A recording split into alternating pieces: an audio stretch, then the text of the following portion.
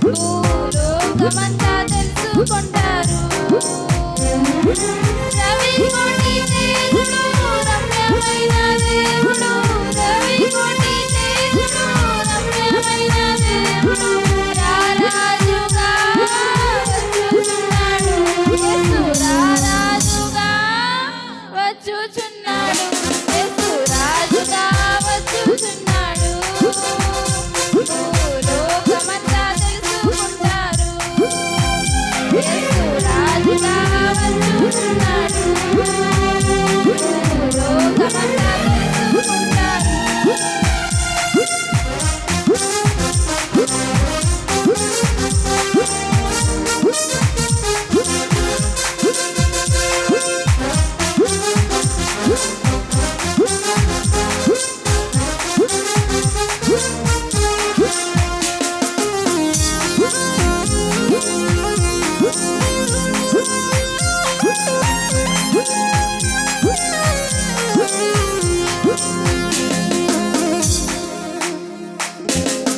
మేఘాల మీద యేసు వచ్చుచున్నాడు. పరిశుద్ధులందరినీ తీసుకుపోతాడు. మేఘాల మీద యేసు వచ్చుచున్నాడు. పరిశుద్ధులందరినీ తీసుకుపోతాడు. లోకమంతా శ్రమకాలం, లోకమంతా శ్రమకాలం, విడువబడుట బహుఘోరం, విడువబడుట బహుఘోరం. యేసు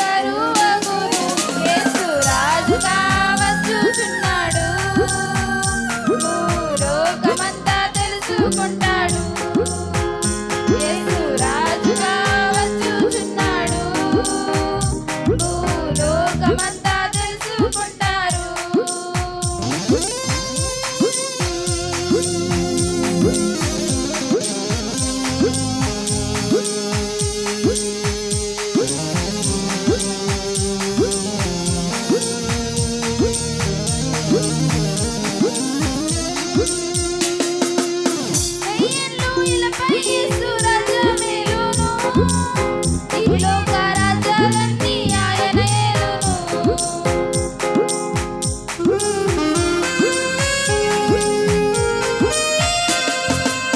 వెయ్యేళ్ళు ఇలపై యేసు రాజ్యమేలును. ఈ లోక రాజ్యాలన్నీ ఆయన ఏలును. కీర్తి శాంతి వర్ధిల్లును. కీర్తి శాంతి వర్ధిల్లును. న్యాయమే కనబడును. న్యాయమే కనబడును. యేసు రాజుగా వచ్చుచున్నాడు. భూలోకమంతా తెలుసుకుంటారు. యేసు రాజుగా వచ్చుచున్నాడు. భూలోకమంతా తెలుసుకుంటారు.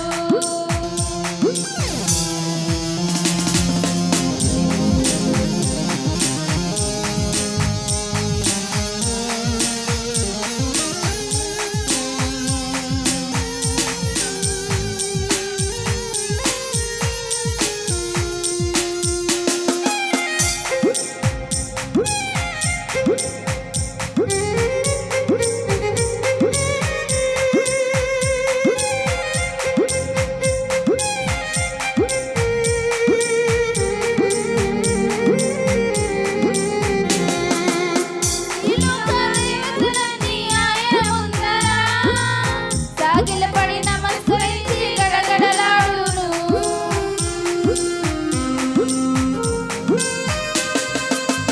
ఈ లోక దేవతలన్నీ ఆయన ముందర సాగిలపడి నమస్కరించి గడగడలాడును. వంగని మోగాలని, వంగని మోగాలని, యేసయ్య ఎదుట వంగిపోవును. యేసయ్య ఎదుట వంగిపోవును. యేసు రాజుగా వచ్చుచున్నాడు.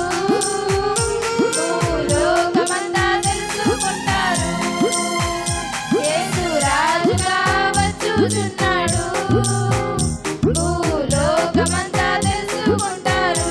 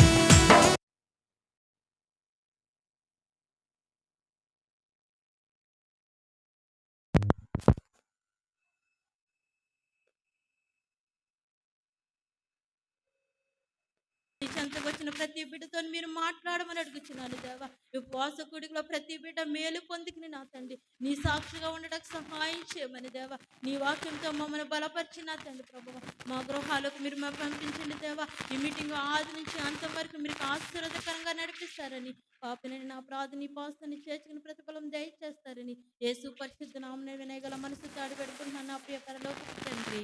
ఆమేన్. స్తోత్రం.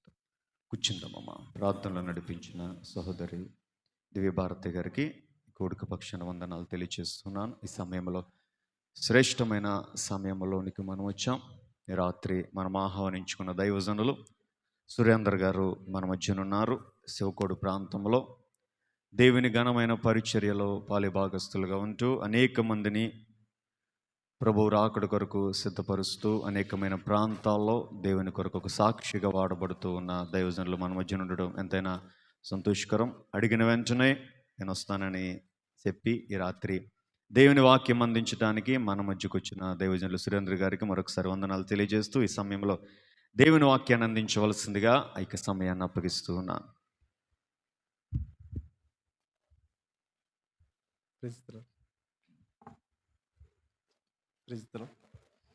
దేవుని పరిశుద్ధమైన నామానికి మహిమ ఘనత ప్రభావాలు కలుగును గాక.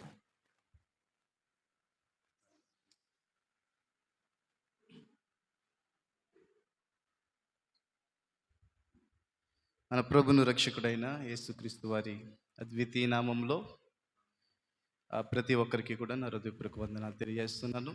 నేను ఈ స్థలానికి ప్రేమతో ఆహ్వానించిన మాకు అత్యంత ప్రియులు దేవుని సేవకులు వేదకుమారి గారికి ప్రత్యేకమైన వందనాలు తెలియజేస్తున్నాను. అలాగే సంఘ పెద్దలకు నా వందనాలు తెలియజేస్తున్నాను.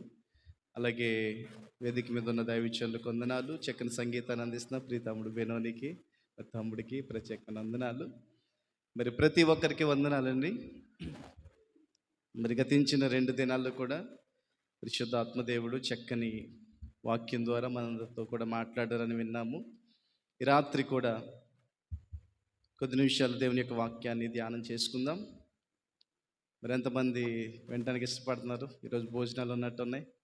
అరగంటలో వదిలేయండి అన్న వాళ్ళ చేతులు ఎట్టుంది లేదా వింటారా?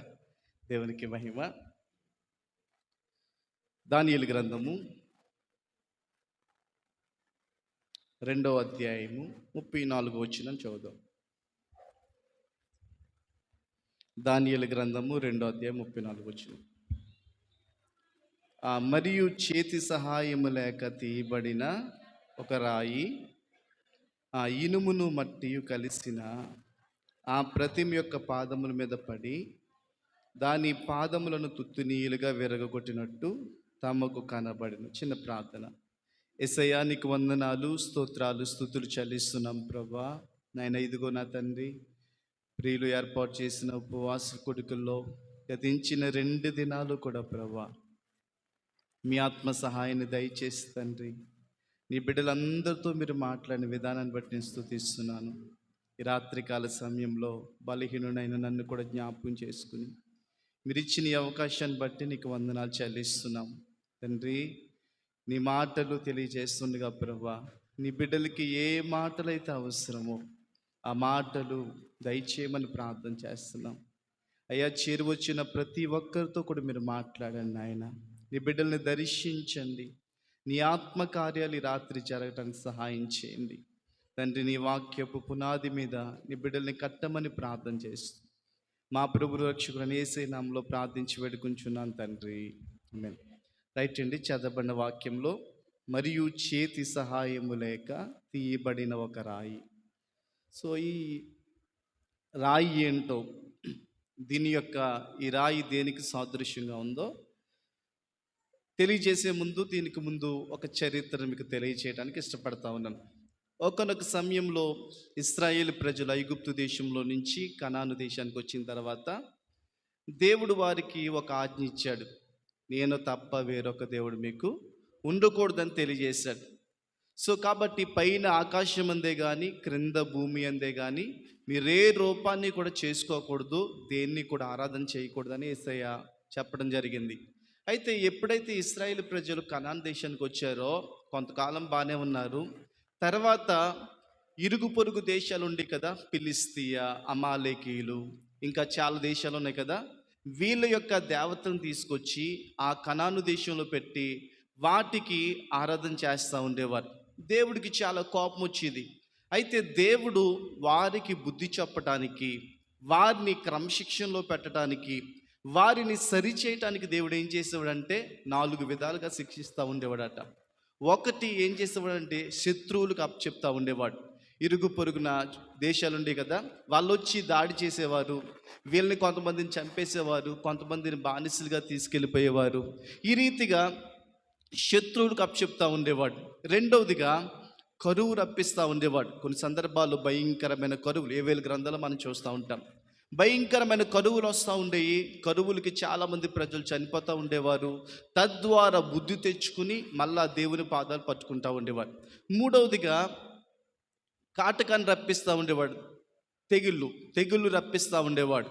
తెగుళ్ళు అంటే మనం చూస్తాం ఏవేల గ్రంథాలు, గొంగలు పురుగులు, చీడ పురుగులు, వీటన్నిటి కూడా రప్పించినప్పుడు దేశంలో ఉన్న పంటలంతటూ కూడా పాడు చేస్తూ ఉండేవి. తద్వారా బుద్ధి తెచ్చుకుని దేవుని దగ్గరకు వస్తూ ఉండేవారు. చివరిగా కొన్నిసార్లు అడవిలో ఉన్న మృగాలను కూడా దేవుడు ఊర్లోనికి తీసుకొచ్చి వారిని శిక్షిస్తూ ఉండేవాడు. ఈ 4 రీతులుగా ఇశ్రాయేల్ ప్రజలను శిక్షిస్తూ ఉండేవాడు.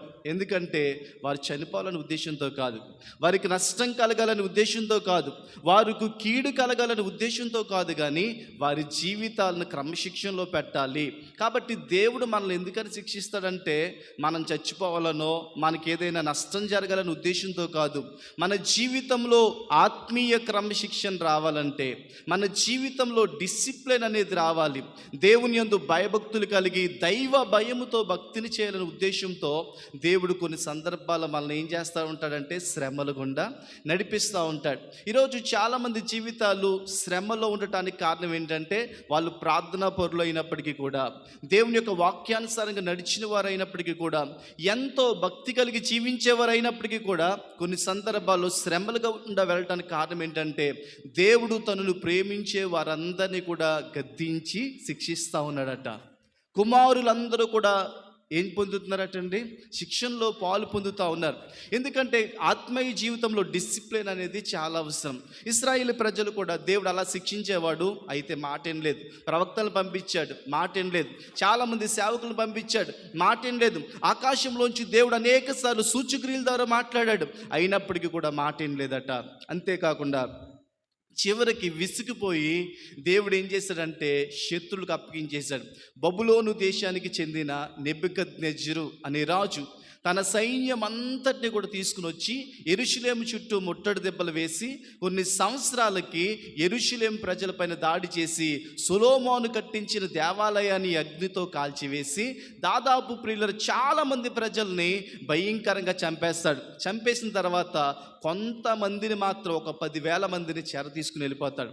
ఆ చెర తీసుకుని వెళ్ళిపోయిన వారిలో ముఖ్యమైన వారు ఎవరంటే దానియేలు, షడ్రకు, మేషకు, అబేద్నగో, ఇంకా కొంతమంది మనకు కనిపిస్తూ ఉంటారు కదా, నెహెమ్యా, ఎజ్రా, ఇలాంటి వాళ్ళందరూ కూడా కనిపిస్తూ ఉంటారు.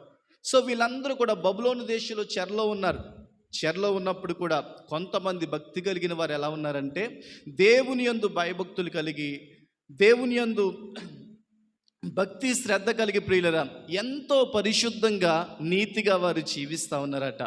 అటువంటి పరిస్థితుల్లో దానియేలుకి దేవుడు శ్రేష్టమైన జ్ఞానాన్ని ఇచ్చాడు. ఏమిచ్చాడు? శ్రేష్టమైన జ్ఞానాన్ని ఇచ్చాడు. కాబట్టి దానియేలు అందరికంటే పై స్థానంలో ఉంచాడు దేవుడు. శత్రువులు దేశంలో అయినప్పటికీ కూడా, బానిస కుర్రోడైనప్పటికీ కూడా అందరికంటే ఉన్నతమైన స్థితిలో దేవుడు ఉంచాడట. అలా ఉంచినప్పుడు ఏం జరిగిందంటే ఒక రోజున బబులోను దేశాన్ని పరిపాలిస్తున్న రాజుగారికి ఒక కళ వచ్చిందటండి. ఆ కళ ఏం చేసిందంటే ఆయన్ని చాలా కలవరపరిచింది. కొన్ని సందర్భాల్లో మనకు కూడా కళ వస్తూ ఉంటాయి కదా. కొంతమంది అంటూ ఉంటారు, అన్న రాత్రి దయ్యాలు వచ్చి దొక్కేస్తున్నాయి అన్న, ఇలాంటి కళ్ళు వస్తూ ఉంటాయి. కొంతమందికి పాములు కళ్ళు వస్తూ ఉంటాయి. కొంతమందికి ప్రియులరా మరి ఎవరో తరుముతున్నట్టుగా రకరకాల కళ్ళు వస్తూ ఉంటాయి. కొంతమందికి మంచి కళ్ళు వస్తూ ఉంటాయి. కొంతమందికి అయితే ఉదయం అంతా ఏ పనులు చేశారో అవి రాత్రి మరలా కళ్ళలోకి వచ్చేస్తూ ఉంటాయి. సో కొంతమంది అయితే పగట కళలు కనేవారు కూడా చాలామంది ఉంటారు. మనిషి ఇలాగే ఉంటాడు. ఇంకా మైండ్ మాత్రము తనలో ఉండదు. ఎక్కడెక్కడో సింగపూర్లోనో ఇంగ్లాండ్లోనో ఎక్కడెక్కడో తేలుతూ ఉంటారు కొంతమంది. అయితే గమనించండి, ఈ రాజుగారికి ఒక భయంకరమైన కల వచ్చింది నెబుకద్నెజరుకి. ఆ కల ఏం చేసిందంటే చాలా కలవరపరిచింది. వెంటనే ఉదయం లేవగానే తాను పోషిస్తున్న గారడీ వాళ్ళని, శకును గాండ్రను, మంత్రగాల్ని, జ్ఞానులను అందరినీ పిలిపించాడు. బాబు, నాకు కల వచ్చింది, ఆ కల ఏంటో మర్చిపోయాను, మీరు కల చెప్పాలి, దాని భావం చెప్పాలని చెప్పారట. అయితే రాజుగారు, ఇదేదో పిచ్చి ప్రశ్నలా ఉంది, మీరు కళ ఏంటో చెప్తే దాని భావాన్ని మేము తెలియజేస్తాం. రాజుగారు ఏమంటున్నారంటే, ఇంతకాలము కూడా నా ఉప్పు తిన్నారా, మిమ్మల్ని పందిల్లా పెంచాను, ఇప్పుడు సమయం వచ్చింది కాబట్టి మరి మీరు నాటకాలు ఆడొద్దు, మీరు ఖచ్చితంగా కళ చెప్పాలి, దాని భావం చెప్పాలి, లేకపోతే మిమ్మల్ని అందరినీ కూడా చంపేస్తున్నారట. అయితే ఆ జ్ఞానుల్లో ఎవరున్నారు?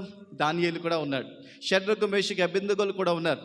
అయితే ఈ విషయం తెలిసి వెంటనే గదిలోకి వెళ్ళి ప్రార్థన చేసి రాజుగారి దగ్గర పర్మిషన్ తీసుకుని వెంటనే రాత్రి ప్రార్థనలో ఆ కళ యొక్క భావము దర్శనం తెలియజేసుకుని రాజుగారి దగ్గరికి వచ్చారు. రాజుగారి దగ్గరికి వచ్చిన తర్వాత రాజుగారు, కళలు చెప్పే శక్తి నాకు లేదు కానీ, నేను జ్ఞానం కలవాడిని కాదు కానీ, దేవుడే ఆ కళ నీకు ఇచ్చాడు, కళ భావాన్ని కూడా నీకు తెలియచేయమన్నాడు. ఎందుకంటే మీరు రాత్రి పడుకునే ముందు అసలు ఈ ప్రపంచానికి ఏమవుతుందో, నా తర్వాత ఎలాంటి రాజ్యాలు వస్తాయో, ఎలాంటి పరిస్థితులు భూలోకంలో సంభవిస్తాయో అని దిగులు పడుతూ ఆలోచన చేస్తూ మీరు పడుకున్నారు కదా. అందుకనే దేవుడు ప్రపంచానికి ఏం సంభవించబోతుందో దానిని తెలియచేయడం కోసం మీకు చక్కని కళ ఇచ్చాడు. అది చాలా భయంకరమైనది అవ్వచ్చు, ఆ కళ భావం ఇదే అని చెప్తూ ఆ కళలో ఏం జరిగిందో కొన్ని విషయాలు జ్ఞాపకం చేస్తాను. ఆ కళలో ఏం కనిపించిందట? ఒక భయంకరమైన ప్రతిమ కనిపించింది. ఆ ప్రతిమ యొక్క శిరస్సు ఎలా ఉందంటే బంగారంతో చేయబడింది. దేంతోనట? శిరస్సు మేలిమి బంగారంతో చేయబడింది. తర్వాత భుజములు ఉదరము వెండిమయమై ఉంది. తర్వాత మనం చూస్తూ ఒకసారి చదవండి. రొమ్మును భుజములు వెండివి, 32వ వచనం. దాని ఉదరమును తొడలను ఇత్తడివి, దాని మోకాళ్ళు ఇనుపవి, దాని పాదములో ఒక భాగము ఇనుపదియు, ఒక పాదము మట్టిది. ఆ యొక్క ప్రతిమ ఎలా ఉందో జ్ఞాపకం చేస్తూ ఉన్నారు. ఒకటి మేలిమి బంగారంగా ఉందట, దాని కింద భుజాలు రొమ్ము ఎలా ఉంది చెప్పండి, ఎలా ఉందండి? వెండితో చేయబడింది. తర్వాత ఉదరము తొడలు కూడా ఇత్తడివి. తర్వాత కాళ్ళు అయితే ఇనుముతో ఉన్నాయి. పాదాలు ఒకటి ఇనుము మట్టి కలిసి ఉన్నాయి. ఇది ఆయన కనబడిన ప్రతిమ చాలా డిఫరెంట్గా కనిపిస్తుంది. అసలు ఈ యొక్క భావం ఏంటో తెలుసుకోవాలని రాజుగారికి ఆలోచన కలిగింది. అటువంటి సమయంలో ఈ యొక్క దానియేలు చేంజ్ చేస్తారంటే ఆ భావాన్ని తెలియజేస్తున్నాడు. రాజుగారు, శిరస్సు మేలిమి బంగారుతో తయారు చేయబడింది కదా, ఆ శిరస్సు దేనికి సాదృశ్యంగా ఉందంటే మీ రాజ్యానికి సాదృశ్యంగా ఉంది. మిమ్మల్ని దేవుడు ఏర్పాటు చేసుకున్నాడు. మీరు ఎక్కడికి వెళ్ళినా విజయం ఎవరిచ్చారంటే దేవుడే ఇచ్చాడనమాట. ఎక్కడికి వెళ్ళినా సరే విజయం ఎవరిచ్చారంటే దేవుడే ఇచ్చాడు. ఎందుకంటే మీరు దేవుడు తెలియనప్పటికీ కూడా దేవుడు మిమ్మల్ని ఏర్పాటు చేసుకున్నాడు. బైబిల్లో మనం చూస్తామంటే కొంతమంది అన్యజనులు అయినప్పటికీ కూడా వారిని దేవుడు వాడుకున్నాడు. నయమానుకి విజయం ఎవరిచ్చారు? దేవుడే ఇచ్చాడు. ఎక్కడికి వెళ్ళినప్పటికీ కూడా దేవుడే విజయం ఇచ్చాడు. నయమాను ఏమన్నా క్రైస్తవుడు అంటే కాదు. చాలామంది అన్య జాతుల వారిని కూడా దేవుడు ఏర్పాటు చేసుకుని కొంతమంది రాజుల ద్వారా, అన్యుల ద్వారా తన చిత్తాన్ని జరిగించుకున్నాడు. ఆయన బబులోనుగా రాజు అయిన నెబుకద్నెజరు కూడా దేవుడే ఏర్పాటు చేసుకున్నాడు. ఆ సామ్రాజ్యం చాలా బ్రహ్మాండమైనది, శ్రేష్టమైనది. ఇంకా చెప్పాలంటే నైతిక విలువలతో కూడుకున్న రాజ్యాన్ని పరిపాలించాడంట. ప్రజలందరికీ కూడా చక్కని నైతిక విలువలు నేర్పించాడు. ఈ బబులోను రాజు ప్రియులరా, చక్కగా సాగుతూ ఉంది ఆ పరిపాలన. అటువంటి సమయంలో మీ తర్వాత ఇంకొక రాజ్యం వస్తుంది. ఆ రాజ్యం ఏంటండి? వెండితో ఉన్నాయి కదా. వెండి భుజములు రొమ్ము కూడా దేంతో చేయబడి? వెండితో ఉన్నాయి. అవి దేనికి సాదృశ్యంగా ఉందంటే మాదీయ పారసీక రాజ్యం. మనం చూస్తూ ఉంటాం. బబులోన్ రాజు తర్వాత బెల్షస్సరు అనే రాజు వస్తాడు. ఆయన రాత్రి చంపబడిన తర్వాత మరి రాజ్యం ఎవరిది అయిపోయింది? మాదీయులది, పారసీకులది అయిపోయింది. కాబట్టి పారసీకులు మాదీయులు పరిపాలించే దాంట్లో శ్రేష్టమైన వాడు కోరేషు. కోరేషు కూడా దేవుని ఏర్పాటు చేసుకున్నాడు. కోరేషు ద్వారా యూదులందరినీ కూడా మరలా తిరిగి యెరూషలేములోకి రప్పించి తిరిగి రెండవ దేవాలయం నిర్మించడానికి ఆయన కారకుడు అయ్యాడు కోరేషుని. మూడవదిగా మనం చూస్తూ ఉంటాం, కొంచెం కింద చదివినట్లయితే, ఉదరము తొడలు ఇత్తడివి. ఇది దేనికి సాదృశ్యంగా ఉందంటే క్రీస్తు పూర్వం 331 నుంచి 146 వరకు, క్రీస్తు పూర్వం 146 సంవత్సరం వరకు గ్రీకు సామ్రాజ్యానికి సాదృశ్యంగా ఉంది. మొదటిది బబులోన్ రాజ్యము, రెండవదిగా పారసీక మాది రాజ్యము, మూడవదిగా చెప్పండి గ్రీకు సామ్రాజ్యము. అలాగే మోకాళ్ళు దేంతో ఉన్నాయి? ఇనపవి కదా. ఇది దేనికి సాదృశ్యంగా ఉందంటే రోమా ప్రభుత్వం. అబ్బా, రోమా ప్రభుత్వం ఎంత భయంకరమైనదండి. మనం చూస్తూ ఉంటాం, రోమా పరిపాలించిన జూలియస్ సీజర్ కానీ నీరో చక్రవర్తి అందరికీ పరిచయమే. నీరో చక్రవర్తి ఎందుకంటే క్రీస్తు శకం ఆయన జీవించాడు. క్రైస్తవులు అటండి వీధుల్లో దీపాలు వెలిగించేవాడు అంటే క్రైస్తవులకు తారు పూసి ఆ యొక్క స్తంభాలు కట్టేసి వారిని వెలిగించి రాత్రంతా కూడా క్రైస్తవులు బాధపడుతుంటే ఈయన ఆనందించేవాడంట. క్రైస్తవులు సింహాలకేసి వాళ్ళు మరణ కేకలు వేస్తూ ఉంటుంటే ఈయన చప్పట్లు కొడుతూ ఆనందపడేవాడట. అంత క్రూరమైన స్వభావం కలిగిన వాడు. రోమా ప్రభుత్వం ప్రపంచం అంతటి కూడా పరిపాలన చేసింది. అయితే తదుపరి అది కూడా కొనసాగుతుంది. అందుకనే ఒక పాదం ఇనపది, ఒకటేమో మట్టి అని చెప్తా ఉన్నారు. ఇది దేనికి సాదృశ్యంగా ఉన్నాయంటే నేడు జరుగుతున్న రాజకీయ పార్టీలు. సో ఈ ప్రపంచంలో ప్రస్తుతానికి ఏమున్నాయి? రాజులు ఒకరో ఇద్దరు ఉన్నారు, కానీ ఎక్కువగా రాజకీయ పార్టీల ద్వారా ఎన్నిక చేయబడిన రాజ్యాలు కనబడతా ఉన్నాయి. అయితే కింద అంటూ ఉంటాడండి, ఈ రాజ్యాలు ఎలా ఉన్నాయంటే ఒకరికొకరు పొసగగా ఉన్నాయని చెప్తా ఉన్నాడు. అంటే ఈ రాజ్యాల మధ్య ఏమి లేదటండి, ఐక్యత అనేది లేదు, సమాధానం అనేది లేదు. గమనించండి ప్రియులరా, ప్రతి రాజ్యంలో ఒకరి మీద ఒకడు తిరగబడతా ఉన్నాడు. భయంకరమైన పరిస్థితులు కనబడతా ఉన్నాయి. ఇప్పుడు నా ప్రశ్న వినండి, బంగారం శ్రేష్టమైనదా, మట్టి శ్రేష్టమైనదా? చెప్పాలి. బంగారం శ్రేష్టమైనది. కిందకు వచ్చేటప్పటికి ఏం కనిపిస్తుంది మనకి? మట్టి కనిపిస్తుంది. బబులోను రాజ్యమేమో మేలిమి బంగారు రాజ్యము, పాదాలు మాత్రం ఎలా ఉన్నాయి? మట్టి ఇనుము కలిసి ఉన్నాయి. గమనించండి, అంటే దాని అర్థం ఏంటో తెలిసింది. బబులోను రాజు పరిపాలిస్తున్నప్పుడు ఆనాటి ప్రజలు ఎలా ఉండేవారంటే కొంచెం నైతిక విలువలు కలిగి ఉండేవారు, దేవుని యందు భయభక్తులు కలిగి ఉండేవారు, మంచి చెడులు కలిగి ప్రవర్తిస్తూ ఉండేవారు. అయితే ఈ రోజులోకి వచ్చేటప్పటికి అంత్య దినాల్లో మనుషులు ఎలా ఉన్నారు? మృగాల్లా మారిపోయారు. ఎంత భయంకరమైన పరిస్థితి ఉంది. ఒక రోజున బెంగళూరులో ఒక హోటల్లో తల్లిగారిని పట్టుకున్నారు. అమ్మాయి సూట్ కేసు తీసుకుని వెళ్ళిపోతా ఉంటే డౌట్ వచ్చి ఆపితే ఏం చేసిందో తెలిసిన, తన భర్త మీద కోపంతో తన కన్న కొడుకుని ముక్కల కింద నరికేసి ఆ సూట్ కేసులో ప్యాక్ చేసుకుని వెళ్ళిపోతా ఉంది. రీసెంట్గా మనం చూస్తున్నాం ప్రియులరా, ఒక ఆవిడ బస్ స్టాండ్లో తన కుమార్తెను వదిలిపెట్టేసి తన ప్రియుడితో వెళ్ళిపోయింది. భయంకరమైన హత్యలు, భయంకరమైన దృశ్యాలు, ఇవన్నీ కూడా మనకి ఏం సూచిస్తూ ఉంటాయంటే మనుషులకి నైతిక విలువలు అనేవి లేవు, మంచితనం అనేది లేదు, దేవుని యందు భయం అనేది లేదు. ప్రియులరా, ఆలోచించేద్దాం. అలాంటి పరిస్థితి కనబడుతుంటే చూడండి, ఆ కింద మనకేం కనబడుతుంది? చేతి సహాయము లేక తీయబడిన ఒక రాయి. ఏంటండి? చేతి సహాయము లేక తీయబడిన ఒక రాయి. ఇంతవరకు చాలా రాజ్యాలను చూసాము. ఒక రాయి చేతి సహాయం లేకుండా, ఇప్పుడు రాయిని తీయాలంటే మీకు ఏముండాలి? చెయ్యి ఉండాలి ఖచ్చితంగా. అక్కడ చేతి సహాయం లేకుండా తీయబడిన రాయి అంటే దానికంతటా అదే పైకి లేచి ఏం చేస్తుందంటే ఈ పాదాలను చితక్కొడతా ఉందంట. చితక్కొడతా ఉంది. చితక్కొట్టి ఏం చేసిందటండి? నాశనం చేసేసిందటండి. గమనించండి, అసలు ఈ చేతి సహాయం లేని రాయి ఏంటి అని గమనించినట్లయితే కొంచెం ఆలోచించేద్దాం. చూడండి, దేవుని యొక్క వాక్యం చెప్తా ఉంది, ఈ యొక్క చేతి సహాయం లేని రాయి దేనికి ప్రత్యేకంగా ఉందంటే కనుక, ఒకటి నెంబర్ 1, మానవుని చేత కాక దైవ శక్తితో ఏర్పడే రాజ్యానికి సాదృశ్యంగా ఉంది. కింద వివరణ 44వ వచనంలో ఇస్తా ఉన్నాడు, సార్ చదువుతారా? ఆ రాజుల కాలంలో పరలోకమందున దేవుడు ఒక రాజ్యంను స్థాపించును, దానికెన్నటికి నాశనం కలగదు. ఆ రాజ్యం దాన్ని పొందిన గాక మరెవ్వరికి చెందదు.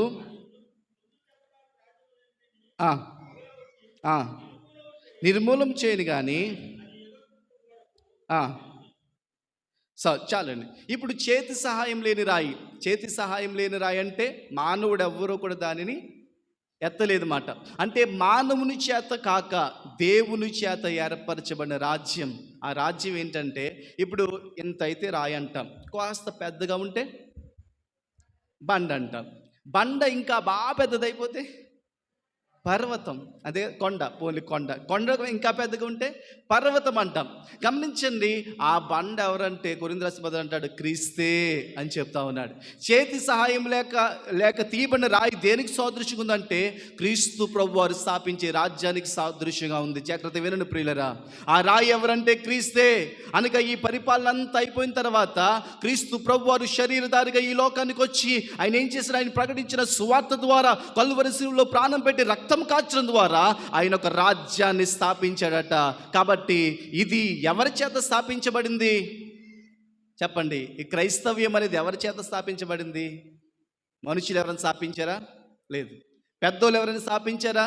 లేదు. ఎవరు స్థాపించారంటే దేవుని చేత ఏర్పాటు చేయబడింది. అందుకనే చేతి సహాయము లేక స్థాపించబడిన రాయి అంటే అర్థం ఏంటో తెలుసండి, ఇది మానవుల చేత స్థాపించబడిన రాజ్యం కాదు.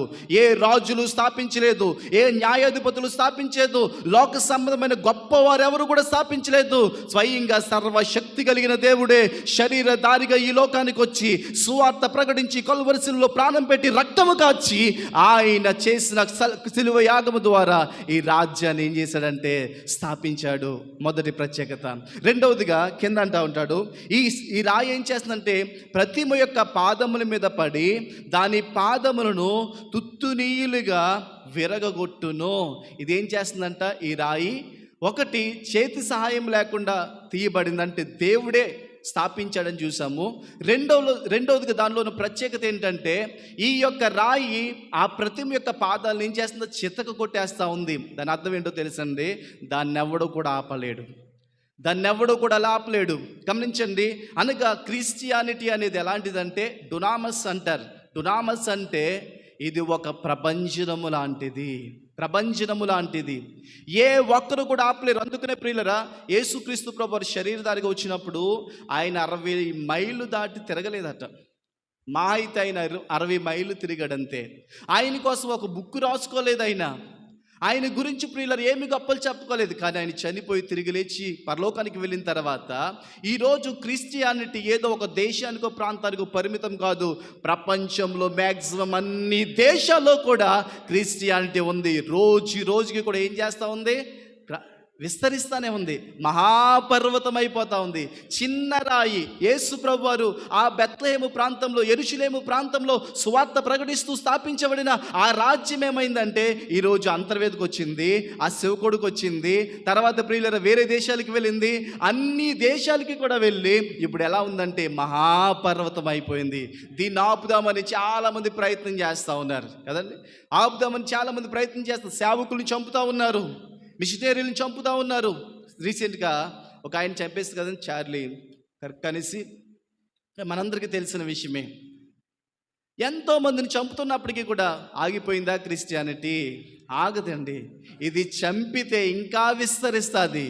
ఒక్కరిని చంపితే గోధుమ గింజ పడి చేస్తే కనుక విస్తారంగా ఫలిస్తుందని చెప్పడేసయ్యా. కాబట్టి ఒక్కరు ప్రాణం పెడితే అదే స్థానంలో 100 మంది క్రైస్తవులు లేవనెత్తబడతారు. ఈ క్రైస్తవ్యాన్ని ఆపే దొమ్ము ప్రియులరా మోడీకి లేదు, ప్రపంచంలో ఎవరికి లేదు. ఎందుకంటే ఇది మానవుల చేత స్థాపించబడిన రాజ్యం కాదు, సర్వశక్తి కలిగిన దేవుడు స్థాపించిన రాజ్యం. కాబట్టి ఇది శాశ్వత కాలం ఉంటుంది. ఎవ్వరూ కూడా దీన్ని ఏం చేయలేరట, ఆపలేరు. అందుకనే ఆ యొక్క చిన్న రాయి ఏం చేస్తుందంటే ఇంతవరకు కూడా ఉన్న రాజ్యాలను, పాదాలంటే ఏంటండి, ఈరోజు ఉండే రాజకీయాలు, ఈరోజు ఉండే రాజ్యాలు ఏం చేస్తుందంటే అణిచివేస్తుందంటది. అది అణిచివేసి ఒక రోజున మహాపర్వతంగా మారిపోద్దని దేవుడు చెప్తా ఉన్నాడు. చూడు కింద ఇంకో మాట అన్నాడు, దానికెన్నడూ ఏం కలుగుతాట? నాశనం కలుగుతు. ఒకసారి చెప్తారా? దేవుడే స్థాపించిన రాజ్యము. రెండవదిగా అది మహాపర్వతం అయిపోతుంది, అది డునామస్. మూడవదిగా దానికి ఎన్నడూ ఏం కలగదట? నాశనం కలగదు. మనం బైబిల్లో చూస్తామండి, భూమి నాశనం అయిపోతాయి కదా. లోకము దాని ఆశ గతించును, అంతే కదా. లోకము దాని ఆశ ఏమైపోద్ది? గతించిపోతాయి. పేతురు అంటాడు, పంచభూతములు కూడా మహావేంద్రముతో కాలిపోయే లయమైపోయే రోజు వస్తూ ఉంది. ఈ భూమి అగ్ని కొరకు నిల్వ చేయబడిందని చెప్తా ఉన్నాడు. ఒక రోజున ప్రియులరా, ఏ లోకాన్నైతే ప్రేమిస్తున్నామో, ఏ లోకాన్నైతే లోకం కొరకైతే పరిగెడుతున్నామో, ఈ లోకము దాని ఆశ గతించిపోతాయి, ఈ ప్రపంచం అంతా సర్వనాశనం అయిపోద్ది. కానీ దేవుడు స్థాపించిన రాజ్యం మాత్రం ఏమవ్వదు, నాశనం అవ్వనే అవ్వదు. దేవుడు చెప్తా ఉన్నాడు. అందుకనే కీర్తనగాడు ఎలా అంటాడు, 145 కీర్తన 13వ వచనం చదువుదామా. 145 కీర్తన 13వ వచనం. నీ రాజ్యము శాశ్వత రాజ్యము, నీ రాజ్య పరిపాలన తరతరములు నిలుచును. ఏ రాజ్యం అటండి? నీ రాజ్యం ఎలాంటిది చెప్పండి ఒకసారి. శాశ్వత రాజ్యం. శాశ్వత రాజ్యం అంటే 100 సంవత్సరాలు ఉంటుంది కదా. చెప్పాలి, ఎన్ని సంవత్సరాలు ఉంటుంది? యుగ యుగాలు, ఇంకెప్పుడు ఉంటుంది దానికి. అందుకని అన్నాడు, నీ పరిపాలన తరతరములు ఉంటుంది, అది నాశనం కాదని జ్ఞాపకం చేస్తూ ఉన్నాడు. కాబట్టి యేసు ప్రభువు వారు స్థాపించిన రాజ్యంలో ఉన్న ప్రత్యేకత ఏంటంటే, దానికి ఎన్నడూ కూడా ఏం కలగదు చెప్పాలి, నాశనం కలగదు.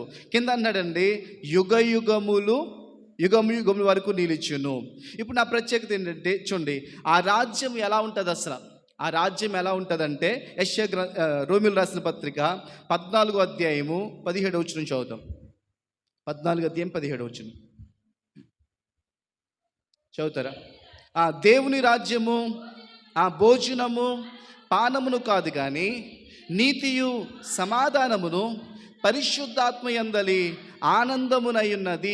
దేవుని రాజ్యం ఎలా ఉంటుందంట చూడండి. యేసు ప్రభువు వారు స్థాపించిన రాజ్యంలో ఉన్న ప్రత్యేకత ఏంటంటే, మనం చూస్తూ ఉన్నాం ప్రియులరా, అది దేవుని చేత స్థాపించబడిన రాజ్యము. రెండవదిగా చెప్తారా? చెప్పండి ఒకసారి. ఒకటి, దేవుని చేత స్థాపించబడిన రాజ్యము, దానికి ఎన్నటికీ కూడా ఏం కలగదు, నాశనం కలగదు, అది యుగ యుగముల వరకు ఉంటుంది. అంతేకాకుండా ఆ రాజ్యంలో ఏముంటుందంటే మనం చూస్తున్నాం, నీతియు సమాధానము పరిశుద్ధాత్మ యందలి ఆనందము. అనగా యేసు ప్రభువు వారు స్థాపించిన రాజ్యం ఎలా ఉంటుందంటే, నీతి. ఈ లోకంలో నీతి ఉందా? వేసిన వెంటనే పేపర్లో పెద్ద తిమింగలం పడింది అంటాం. తిమింగలం ఏం కాదు, ఏం పడుతుందండి? ఏ అధికారి దొరికిపోతాడు లంచం తీసుకుంటూ, ఏ స్కామ్ బయట పడతా ఉంటుంది, పెద్ద తిమింగలం పడింది అంటూ ఉంటాడు. ఆలోచించేయండి, ఈ లోకంలో ఎక్కడా కూడా నీతి అనేది కనిపించట్లేదండి. ఎక్కడ చూసిన అవినీతే, అన్యాయము, అక్రమము. చిన్న దానికి కూడా మనం ఏమి ఇవ్వాల్సి వస్తుంది? హాస్పిటల్ ప్యూని కాడి నుంచి రాజకీయ నాయకులందరికీ కూడా లంచం ఇస్తే తప్ప పని అవ్వని పరిస్థితి. ఎక్కడ కూడా నీతి అనేది కనిపించట్లేదండి. ప్రతి చోట కూడా అవినీతి ఏలుబడి చేస్తుంది. కానీ యేసు ప్రభువు వారు స్థాపించిన రాజ్యం ఎలా ఉంటుందంటే, నీతితో నింపబడి ఉంటుంది. ఎక్కడ కూడా అవినీతి ఉండదు, ఏ అధికారి కూడా అవినీతిగా ఉండడు. ప్రతి ఒక్కరు కూడా నీతి మంతులు మాత్రమే ఆ రాజ్యంలో నివసిస్తారని చెప్పిన ఆయన పరిపాలన ఎలా ఉంటుందంటే, నీతి పరిపాలన. కింద ఏమన్నాడండి?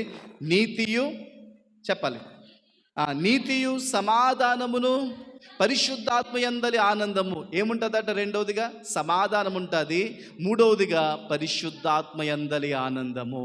సమాధానం ఉందా మన కుటుంబాల్లో? చాలా కుటుంబాలు ఏం కనిపించదు, ఎప్పుడు యుద్ధాలు జరుగుతూనే ఉంటాయి.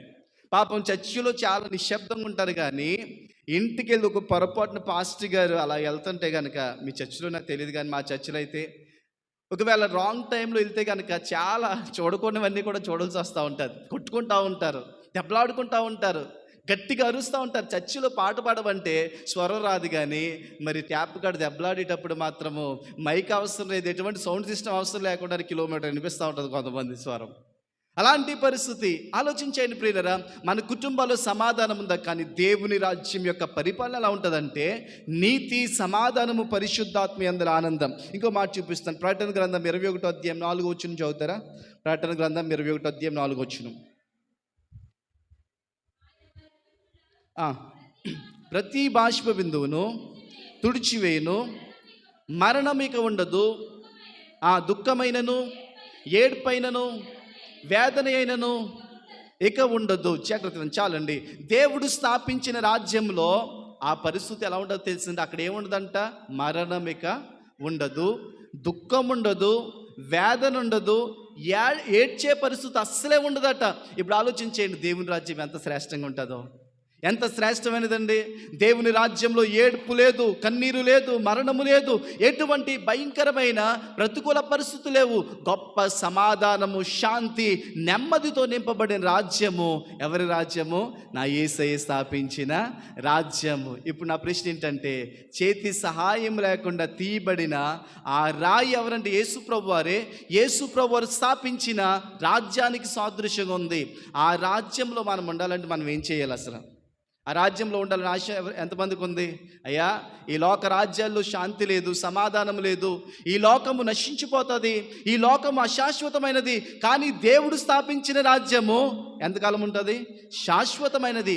ఆ శాశ్వత రాజ్యములో తరతరాలు కూడా నీతిగా, యథార్థంగా, న్యాయంగా పరిపాలించే ఆ దేవుని యొక్క పరిపాలనలో మనం ఉండాలంటే గనక మనం ఏం చేయాలో కొన్ని మాటలు మీకు జ్ఞాపకం చేయడానికి ఇష్టపడతా ఉన్నాను. చూడండి, ఒకసారి మత్తయి సువార్త 12:28 చదువుదాం. 12:28.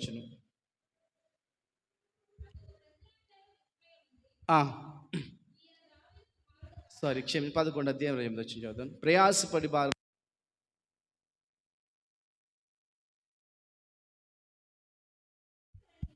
నా ఎద్దుకు రండి, నేను మీకు విశ్రాంతి కలుగు చేస్తుంది. చాలా జాగ్రత్త విందాం.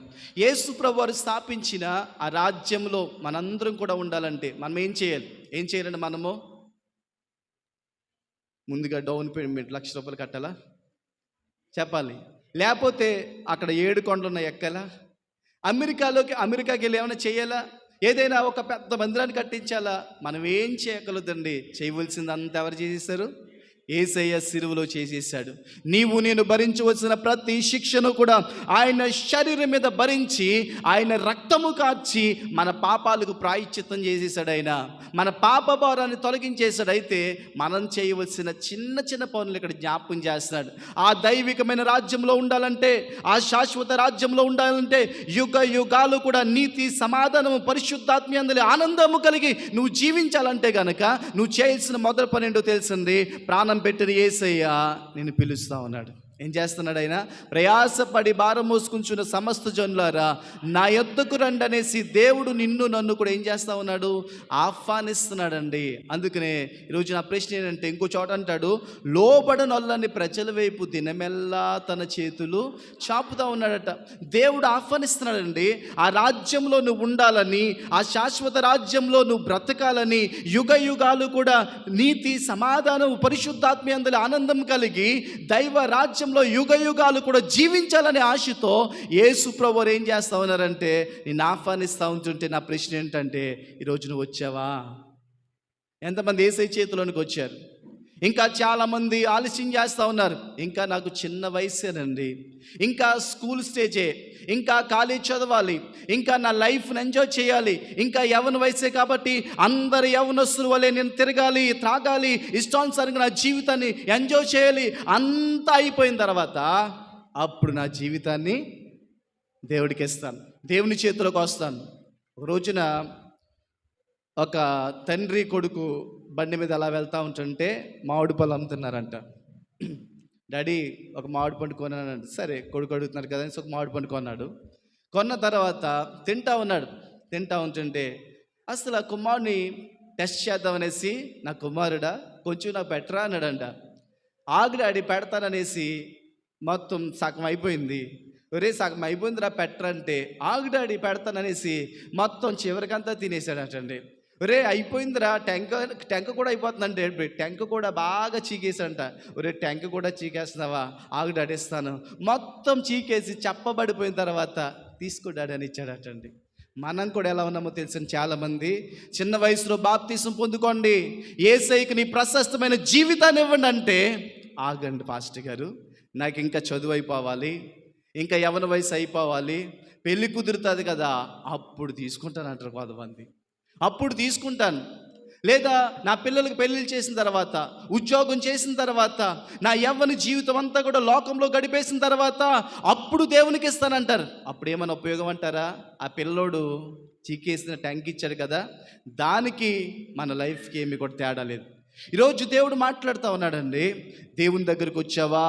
ఆయన రాజ్యంలో ఉండాలని చేతి సహాయం లేక తీయబడిన ఆ రాయి ప్రియులను స్థాపించిన ఆ శాశ్వత రాజ్యంలో నీవు ఉండాలనే ఆశతో ఇక్కడ కూర్చున్న ప్రతి ఒక్కరు కూడా పిలుస్తూ ఉండగా ఎంతమంది యేసయ్య దగ్గరికి వచ్చారు? ఒకవేళ రానట్టయితే కనుక ఈ రాత్రి యేసయ్య నిన్ను ప్రేమిస్తూ ఉన్నాడు ప్రియులరా. ఈరోజు నీకోసం ప్రాణం పెట్టిన దేవుడు మరొకసారి తన గాయపడిన 2 హస్తాలు నీ వైపు చాపి దినమెల్లా కూడా ఆయన పిలుస్తూ ఉన్నాడంట. ఇంతకాలం రాలేదేమో, పాపంలో ఏదో ఉందనే ఆశతో తిరిగవేమో, దేవుడి రాత్రి పిలుస్తూ ఉండగా ఈ ఉపవాసు కూడుకులోనైనా నీ కోసమే పెట్టించాడు. నువ్వు ఆయన చేతుల్లోకి వస్తావని, ఈ రోజైనా మారు మనసు పొంది రక్షణ పొంది దేవుని రాజ్యంలో నువ్వు ఉంటావని ఆశతో దేవుడు నీ కోసం సిద్ధపరిచిన ఈ కూడుకుల్లో నువ్వు దేవుని చేతిలోకి వస్తే ఆయన ఎంత ఆనందపడతాడో మనం చూస్తూ ఉంటాం. తప్పిపోయిన కుమారుడు తిరిగి వచ్చినప్పుడు ఆ తండ్రి ఆనందానికి హద్దు లేదు. తప్పిపోయిన గొర్రె దొరికినప్పుడు ఆ యజమానుడు, ఆ కాపరి యొక్క ఆనందానికి హద్దు లేదు. ఈరోజు నువ్వు తిరిగి వస్తే గనక యేసయ్య నేను దీవించడానికి ఇష్టపడతా ఉన్నాడండి. నేను దీవించడానికి ఇష్టపడతాను. ఇర్మీయా గ్రంథాలు అంటాడు, భ్రష్టులైన బిడ్డలారా తిరిగి రండి, మీ అవిశ్వాసాన్ని బాగు చేస్తాను. కాబట్టి ఈరోజు యేసయ్య చేతిలోకి వస్తే కనుక నీ జీవితంలో గొప్ప కార్యాలు చేస్తాడండి. ఆయన చేతిలో పెట్టిన జీవితం ఏది కూడా ఫెయిల్ అవ్వదు. కాబట్టి ఇంతవరకు నువ్వు రాలేనట్లయితే కనుక ఇదే అనుకూల సమయం, ఇదే రక్షణ దినము. ఈ రాత్రి దేవుడు నిన్ను పిలుస్తూ ఉండగా లోకాన్ని విడిచిపెట్టి, పాపాన్ని విడిచిపెట్టి, భూ సంబంధమైన జీవితాన్ని విడిచిపెట్టి యేసయ్య చేతిలోకి వస్తావా? ఆయన దీవిస్తాడు. ఆయన నీ జీవితాన్ని ఆశీర్వదిస్తాడు. అందనంత ఎత్తుకు ఆయన తీసుకెళ్తాడు. రెండో విషయాన్ని జ్ఞాపకం చేస్తున్నాను. ఒకటి, ఆ రాజ్యంలో ఉండాలని, ఆయన స్థాపించిన ఆ రాజ్యంలో ఉండాలని మనల్ని ఆహ్వానిస్తున్నాడు. రెండోదిగా ఏం చేస్తున్నాడంటే, మార్కు సువార్త 1:15 చదువుదామా? మార్కు సువార్త 1:15. ఆ కాలం సంపూర్ణమైనది, దేవుని రాజ్యము సమీపించున్నది, మారు మనసు పొంది సువార్త నమ్ముడని ఆయన ప్రకటన చేస్తున్నారు. జాగ్రత్త విందాం. యేసయ్య శరీరధారిగా వచ్చినప్పుడు ఆయన ఎన్ని సంవత్సరాలు జీవించాడు? 33.5 సంవత్సరాలు. బాప్తీసం ఎన్ని సంవత్సరాలు పొందుకున్నాడు? 30వ సంవత్సరాన్ని బాప్తీసం తీసుకుని అరణ్యంలో 40 దినాలు ఉపవాసం చేసి దేవుని శక్తితో నింపబడి ఆయన సువార్త చెప్తా ఉన్నాడు. అనేక గ్రామాలు, ప్రాంతాలు, పట్టణాలు తిరుగుతూ బహిరంగంగాను వ్యక్తిగతంగాను సువార్త సభలు ఏర్పాటు చేస్తూ యేసయ్య ప్రజలందరికీ ఏం చేస్తున్నాడట? సువార్త ప్రకటిస్తున్నాడు. ఏమని ప్రకటిస్తున్నాడంటే, దేవుని రాజ్యము సమీపించింది. ఏ రాజ్యం అండి? దేవుని రాజ్యం. ఆయన స్థాపించిన రాజ్యం ప్రియులరా, చేతి సహాయము లేని రాయి స్థాపించిన ఆ రాజ్యము సమీపించింది. ఆ రాజ్యంలో మీరు ఉండాలంటే మారు మనసు పొందాలి. ఏం పొందాలని చెప్తున్నాడు? మారు మనసు పొందాలి. కాబట్టి ఇంకో మాట చూపిస్తానండి. అపోస్తుల కార్యములు 17:30 చదువుతారా? 17:30. ఎందుకనగా నీతిని అనుసరించి తీర్పు తీర్చుటకై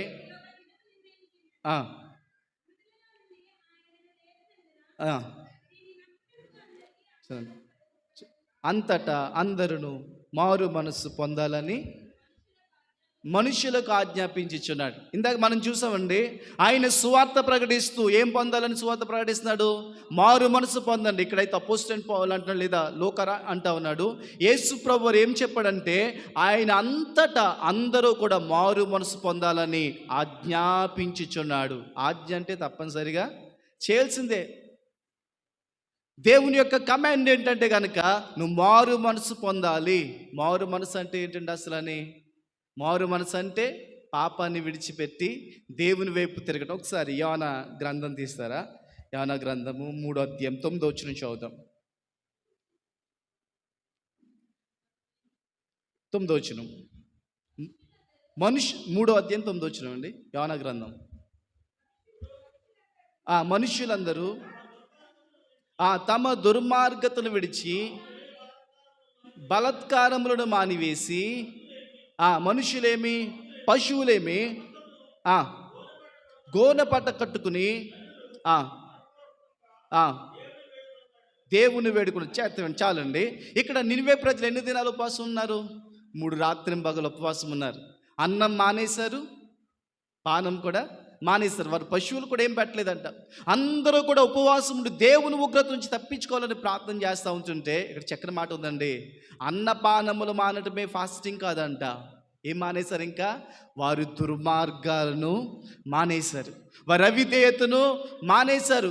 దేవునికి విరుద్ధంగా ఏ పాపమైతే చేస్తున్నారో ప్రతి పాపాన్ని కూడా మానివేశారు. కొంతమంది ఫాస్టింగ్ ఎలా చేస్తామంటే అన్నపానాలు మానేసి దేవుని సన్నిధిలో ప్రార్థన చేయటమే ఫాస్టింగ్ అనుకుంటాం. ఇది 3 దినాలు ఫాస్టింగ్ అంటే గమనించండి, లైఫ్ లాంగ్ ఫాస్టింగ్ ఏంటో తెలుసా? నీ పాపాన్ని విడిచిపెట్టడం. గమనించండి, నీ దుర్మార్గాన్ని విడిచిపెడతాం, నీ అక్రమాన్ని విడిచిపెడతాం, నీ అవిధేయతను విడిచిపెడతాం.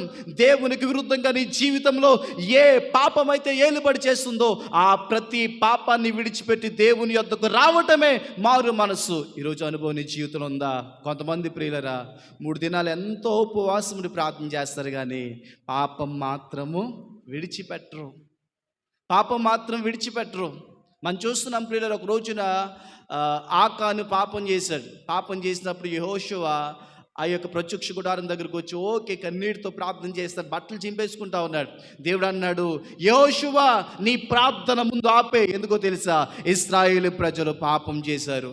ఆ పాపము పరిష్కరించబడితే తప్ప నీ ప్రార్థన అంగీకరించబడదు. సోదరి సోదరుడా, ఈరోజు కన్నీటితో ప్రార్థన చేస్తున్నావు, ఉపవాసంతో ప్రార్థన చేస్తున్నావు, రాత్రి మగలు దేవుని సన్నిధిలో గడుపుతా ఉన్నావు. అయితే పాపాన్ని విడిచిపెట్టకుండా ఎంతకాలం ప్రార్థన చేసినా ఆ ప్రార్థన అంగీకరించబడదు. దేవుడు అంటాడు కదా, రక్షింపనేరకు ఉన్న నా హస్తము కురుచు కాలేదు, విననేరకు ఉన్న నా చెవులు మందం కాలేదు, మీ పాపములు నాకు మీకు ఎలా వచ్చేసినాయి?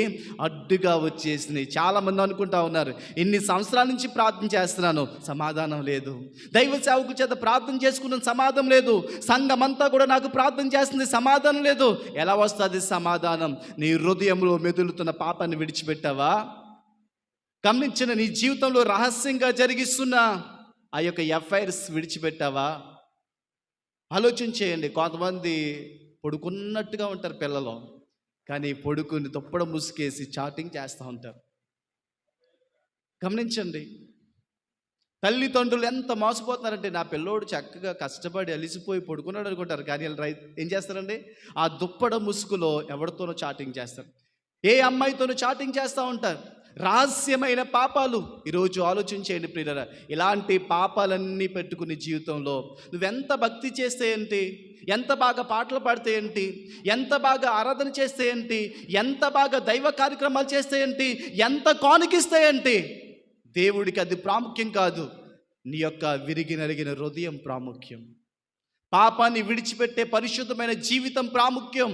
ఈరోజు అలాంటి జీవితాన్ని దేవుడికి ఇవ్వగలిగావా? ఆలోచన చేయండి.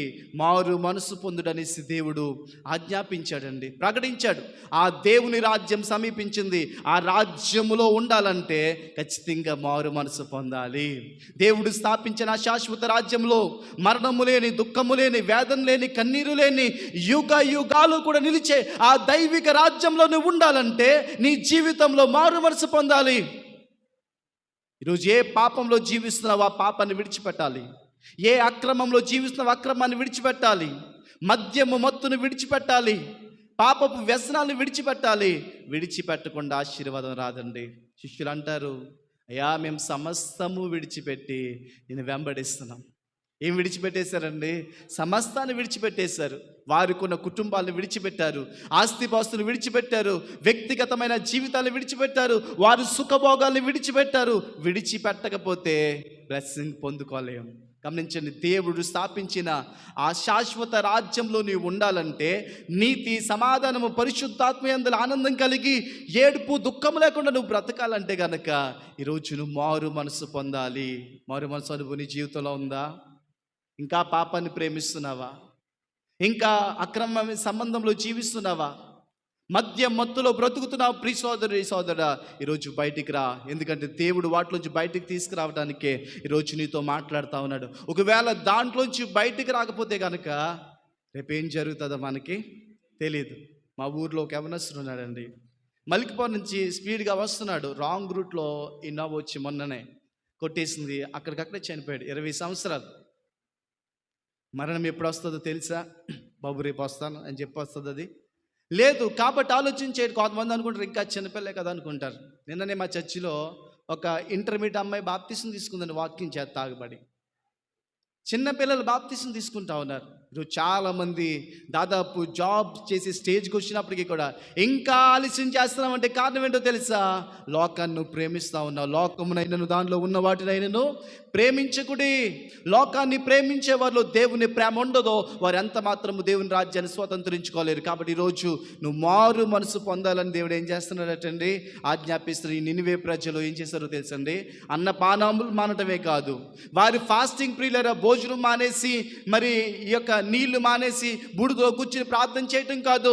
ఎంతో దుర్మార్గులు. నినివే ప్రజలు ఎంత దుర్మార్గులు అంటారండి? వాళ్ళ యొక్క మనసు గర్భిణీ స్త్రీల యొక్క గర్భాలు చీల్చి ఆ బిడ్డని కత్తికేసి నరికేవారట. అంత క్రూరమైన వాళ్ళు. అందుకనే యోనా గారు భయపడిపోయి తర్షీషుకి పారిపోయాడు. చాలా కఠినమైన మనస్తత్వం కలిగిన వాళ్ళు. అలాంటి దుర్మార్గులు ఒక్క ప్రసంగమే 3 రోజులు తిరగాలి వాస్తవానికి కదా. నినివే పట్టణం 3 రోజులు తిరిగేంత దూరం. కానీ యోనా గారు ఇష్టం లేక ఒక్కరోజే తిరిగి ప్రకటించాడు. ఆ ఒక్కరోజు ప్రకటనకి రాజుగారి మొదలుకుని దాసుడు వరకు కూడా గోనె పట్ట కట్టుకుని వారు దుర్మార్గాలు విడిచిపెట్టారు, వారి అక్రమాలను విడిచిపెట్టారు, వారి పాపాన్ని విడిచిపెట్టి దేవుని సన్నిధిలో గోజాడుతూ ఉన్నప్పుడు వెన్ని ప్రసంగాలు విని ఉంటావు. గమనించండి. దేవుని సేవకులు ఎన్నిసార్లు చెప్పుంటారు? ఎంతమంది గొప్ప సేవకులు వచ్చి ఈరోజు ప్రియులు నీ జీవితంతో మాట్లాడుంటారు. వచ్చిందా మారు మనసు? నువ్వు మారట్లేదంటే కారణం ఏంటో తెలుసా? నీ హృదయాన్ని కఠినపరుచుకుంటా ఉన్నావు. రాత్రి దేవునితో మరొకసారి మాట్లాడుతున్నాడు. హృదయాన్ని కఠినపరుచుకున్నాడు, నాశనం అయిపోయాడు. ఎవరైతే హృదయాన్ని కఠినపరుచుకుంటారో వారి జీవితాలు వర్ధిల్లరండి. రాత్రి దేవుని చేత దీవించబడాలంటే మారు మనసు పొంది ఏ పాపంలో అయితే జీవిస్తున్నావో ఆ పాపాన్ని ఈ రాత్రి విడిచిపెట్టేద్దామా? అక్రమ సంబంధాన్ని రాత్రి విడిచిపెట్టేద్దామా?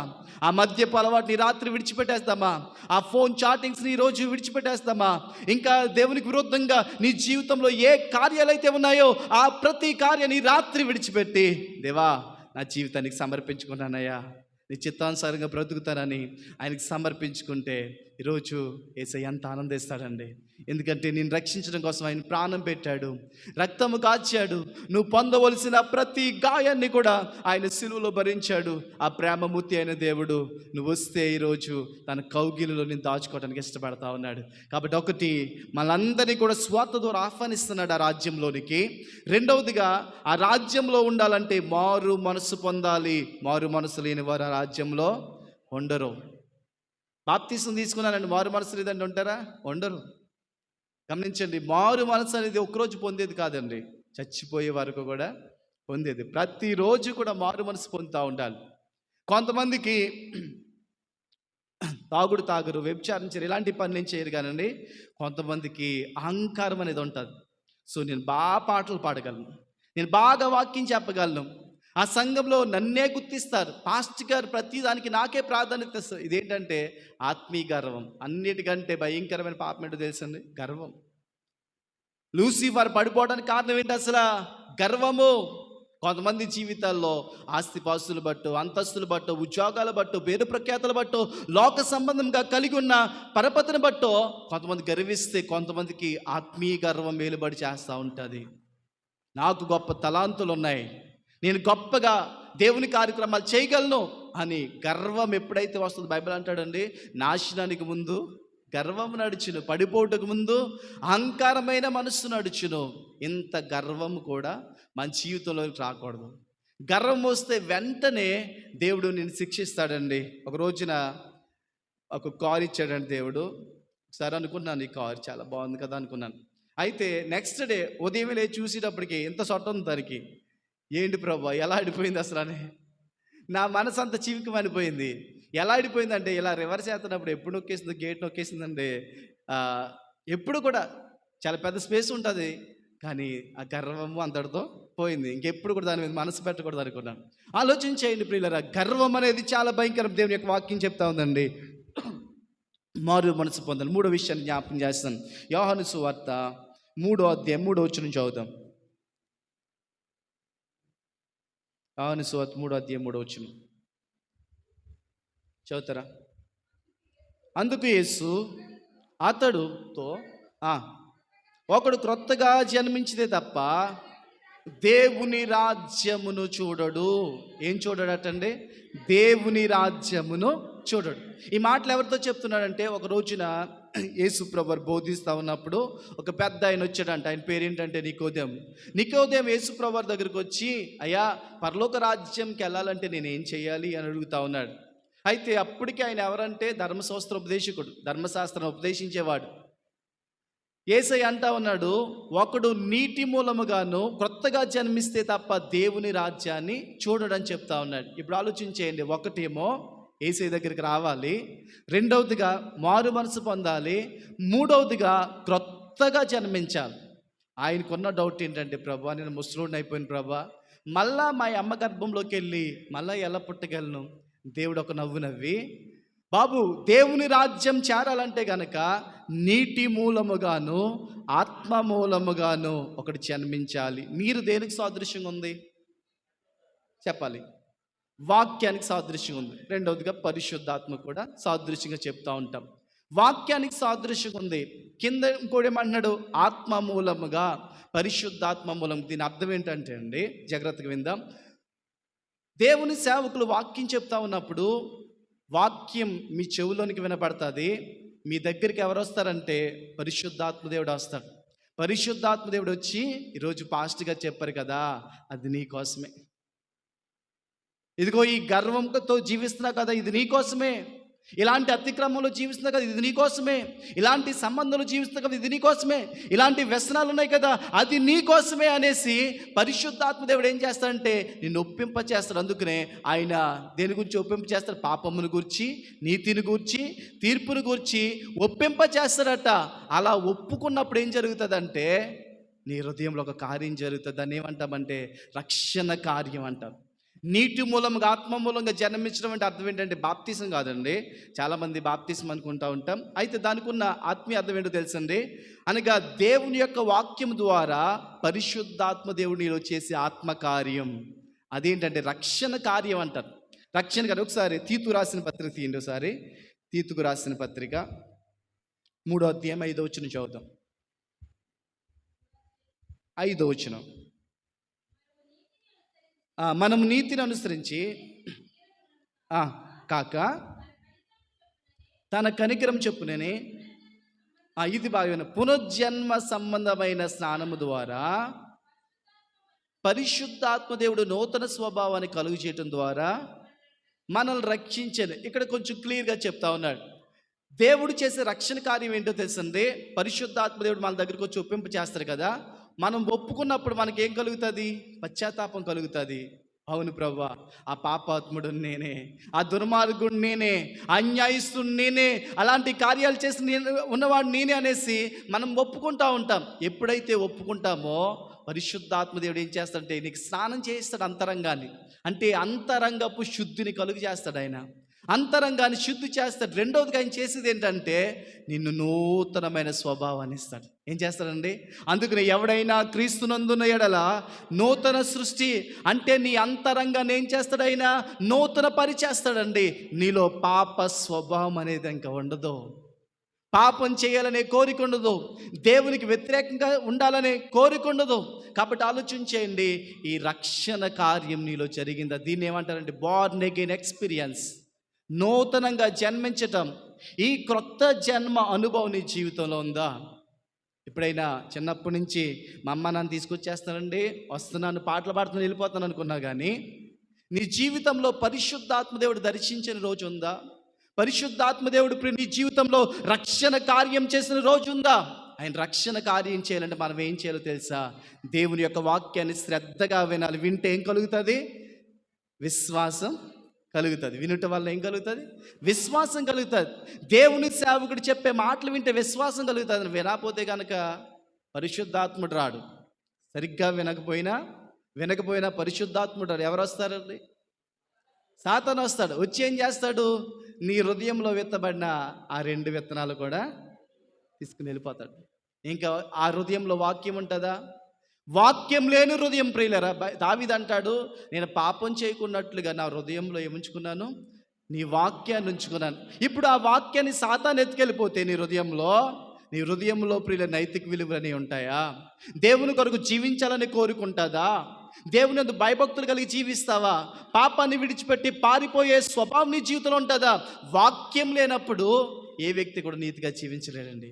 వాక్యమే మనల్ని నీతిగా జీవింపచేసేది, వాక్యమే మనల్ని సంపూర్ణతలోనికి నడిపించేది, వాక్యమే క్రీస్తు స్వారూప్యంలోనికి నడిపించేది, వాక్యమే క్రీస్తు రాజ్యానికి సిద్ధపరిచేది. ఆ వాక్యం అనేది లేకపోతే నీ జీవితంలో ఎలా వృద్ధి చెందుతావు? నీ ఆత్మీయ జీవితం ఎలా పరిపూర్ణతలోకి రాగలుగుతావు? నీ జీవితంలో ఎలా ప్రియుల దేవుడు ఆశించిన జీవితాన్ని జీవించగలుగుతావు? కాబట్టి వాక్యము శ్రద్ధగా వినాలి. వింటే పరిశుద్ధాత్మ దేవుడు వస్తారు. వినకపోతే, సరిగ్గా వినకపోయినా ఎవరు వస్తారు? సాతాను వస్తాడు కదండి. కొంతమందికి చక్కగా ఇంట్లో నిద్ర రాదు కానండి, పాస్టర్ గారి వాక్యాన్ని మొదలెట్టినప్పుడు చక్కగా నిద్ర వస్తారు. ఒక రోజున ఒక ముసలమ్మ అటండి మీటింగ్ కట్టించుకుంది. పాస్టర్ గారు మా ఇంటికి వచ్చి మీటింగ్ కట్టారండి. పాస్టర్ గారు ఒక ఆత్మ రక్షించబడడం ఎంత సంతోషం అనేసి ఆయన అందరిని తీసుకుని వచ్చేస్తారు. చక్కగా వాయిద్యాలు వాయిస్తూ ఉంటుంటే అమ్మగారు నిద్రలోకి జారుకున్నారంటండి. అన్నీ అయిపోయినాయి. చివరిగా వందన సభ పిలిచారంట. పిలిచినప్పుడు ఆవిడికి నిద్ర వస్తున్నప్పుడు ఇద్దరు ఎవరో కొట్టి లేపారండి. వెళ్ళిపోయి, బాబా అందరికీ వందనాలండి, పాస్టర్ గారికి చాలా చాలా వందనాలండి, ఎందుకంటే ఎన్ని స్లీపింగ్ ట్యాబ్లెట్లు వేసుకుని నాకు నిద్ర అవ్వట్లేదండి, డాక్టర్ గారు సలహా ఇచ్చారు, మీ ఊర్లో పాస్టర్ గారు ఉంటే కనుక చక్కని మీటింగ్ పెట్టించుకోవడానికి సలహా ఇచ్చారు, మరి ఇన్ని రోజుల పాటు నిద్ర నాకు ఈరోజు పట్టిందనేసి వందన సమర్పణ చేసిందట.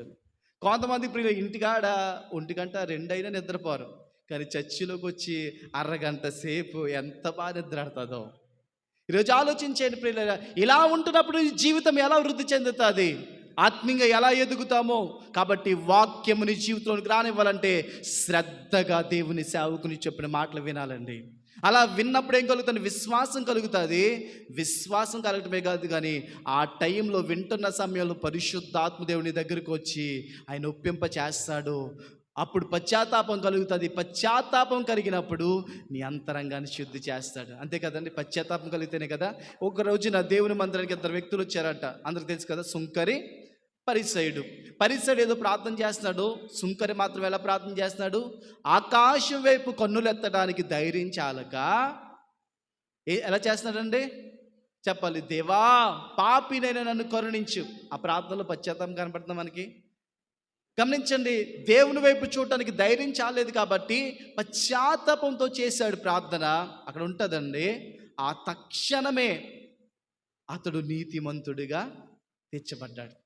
ఆ చిన్న ప్రార్థన ఏం చేసిందంటే నీతిమంతుడిగా తీర్చింది. అంటే పరిశుద్ధాత్మ దేవుడు ఒప్పింప చేసినప్పుడు మనం పశ్చాత్తాపంతో చేసే ప్రార్థన ఏం చేస్తుందంటే మన అంతరంగంలో నూతనమైన స్వభావాన్ని కలుగు చేస్తుంది. ఈరోజు ఆ నూతన స్వభావం నీలో కలిగిందా? గమనించండి, ఆ నూతనమైన స్వభావం కలిగితే గనక పాత జీవితానికి మనం వెళ్ళం. ఆ నూతనమైన స్వభావం కలిగితే గనక పాత సంబంధాలు, పాత రిలేషన్స్, ఇంకా ప్రియులరా మరి పాత జీవితం అనేది మన స్వస్తి చెప్పి నూతనంగా జీవించగలుగుతాం. ఆ రక్షణ కార్యం నీ జీవితంలో జరగాలి. Born again experience. ఆ రక్షణ కార్యం ఎప్పుడైతే జరిగిందో అప్పుడు మనం బాప్తిసము తీసుకోవాలి. కొంతమంది పెళ్ళికి బాప్తిసము, లేకపోతే ఇంకా రకరకాల కారణాలతో బాప్తిసం తీసుకుంటూ ఉంటారు. ఆ బాప్తిసం చాలదండి.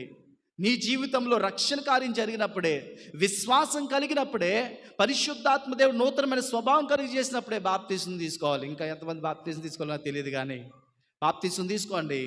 ఒకవేళ దేవుడిని అంగీకరించినట్లయితే కనుక, దేవుని యందు నమ్మకం ఉంచినట్లయితే కనుక బాప్తిసం తీసుకో. ఎందుకంటే బాప్తిసం తీసుకున్నప్పుడే నీ పేరు జీవగ్రంథంలో రాయబడుతుంది. అప్పటి వరకు కూడా జీవగ్రంథంలో నీ పేరు ఉండదండి.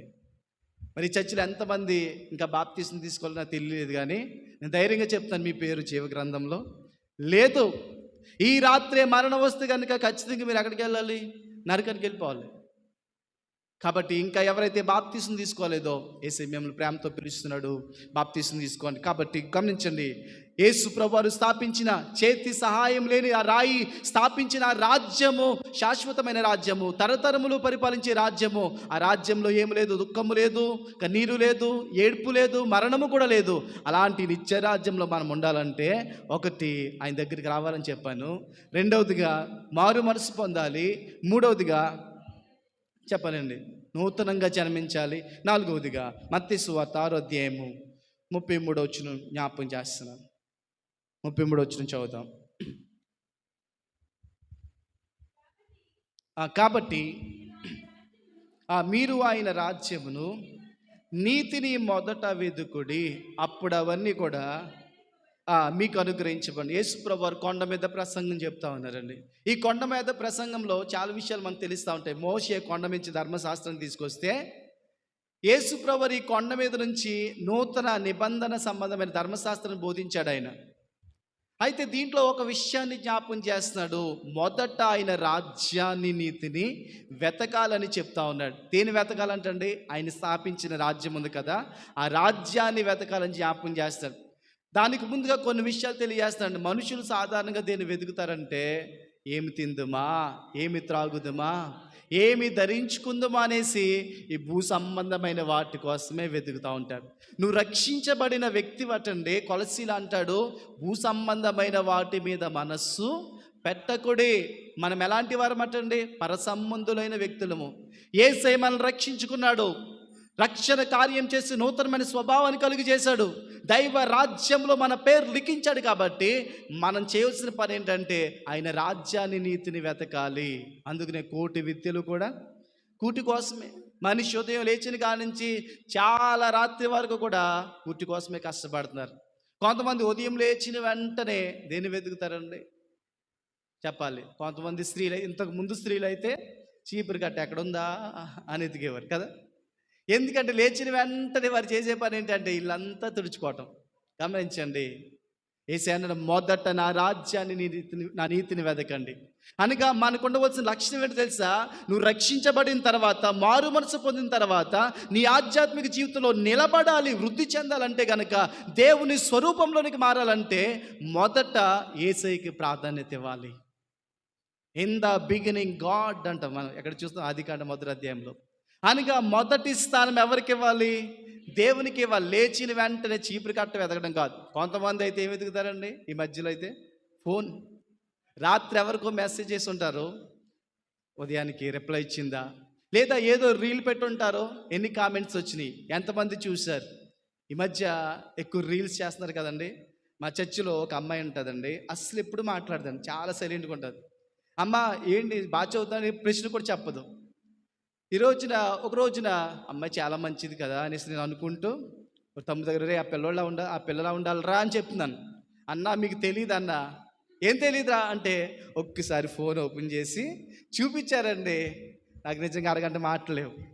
ఆమె చేసిన బిల్లింగ్ పైకి వెళ్ళిపోయి వాళ్ళ అమ్మ ఫోన్ తీసుకుని ఆమె చేసిన రీల్స్, స్టెప్స్, ఆమె డ్రెస్సింగ్ స్టైల్ చూస్తుంటే నిజంగా చాలా షాక్ అయ్యానండి. ఎందుకంటే కొంతమంది చర్చిలో ఉన్నంత డీసెంట్గా ఇంటి దగ్గర ఉండరు. దేవుని బిడ్డలు అలా చేయొచ్చండి.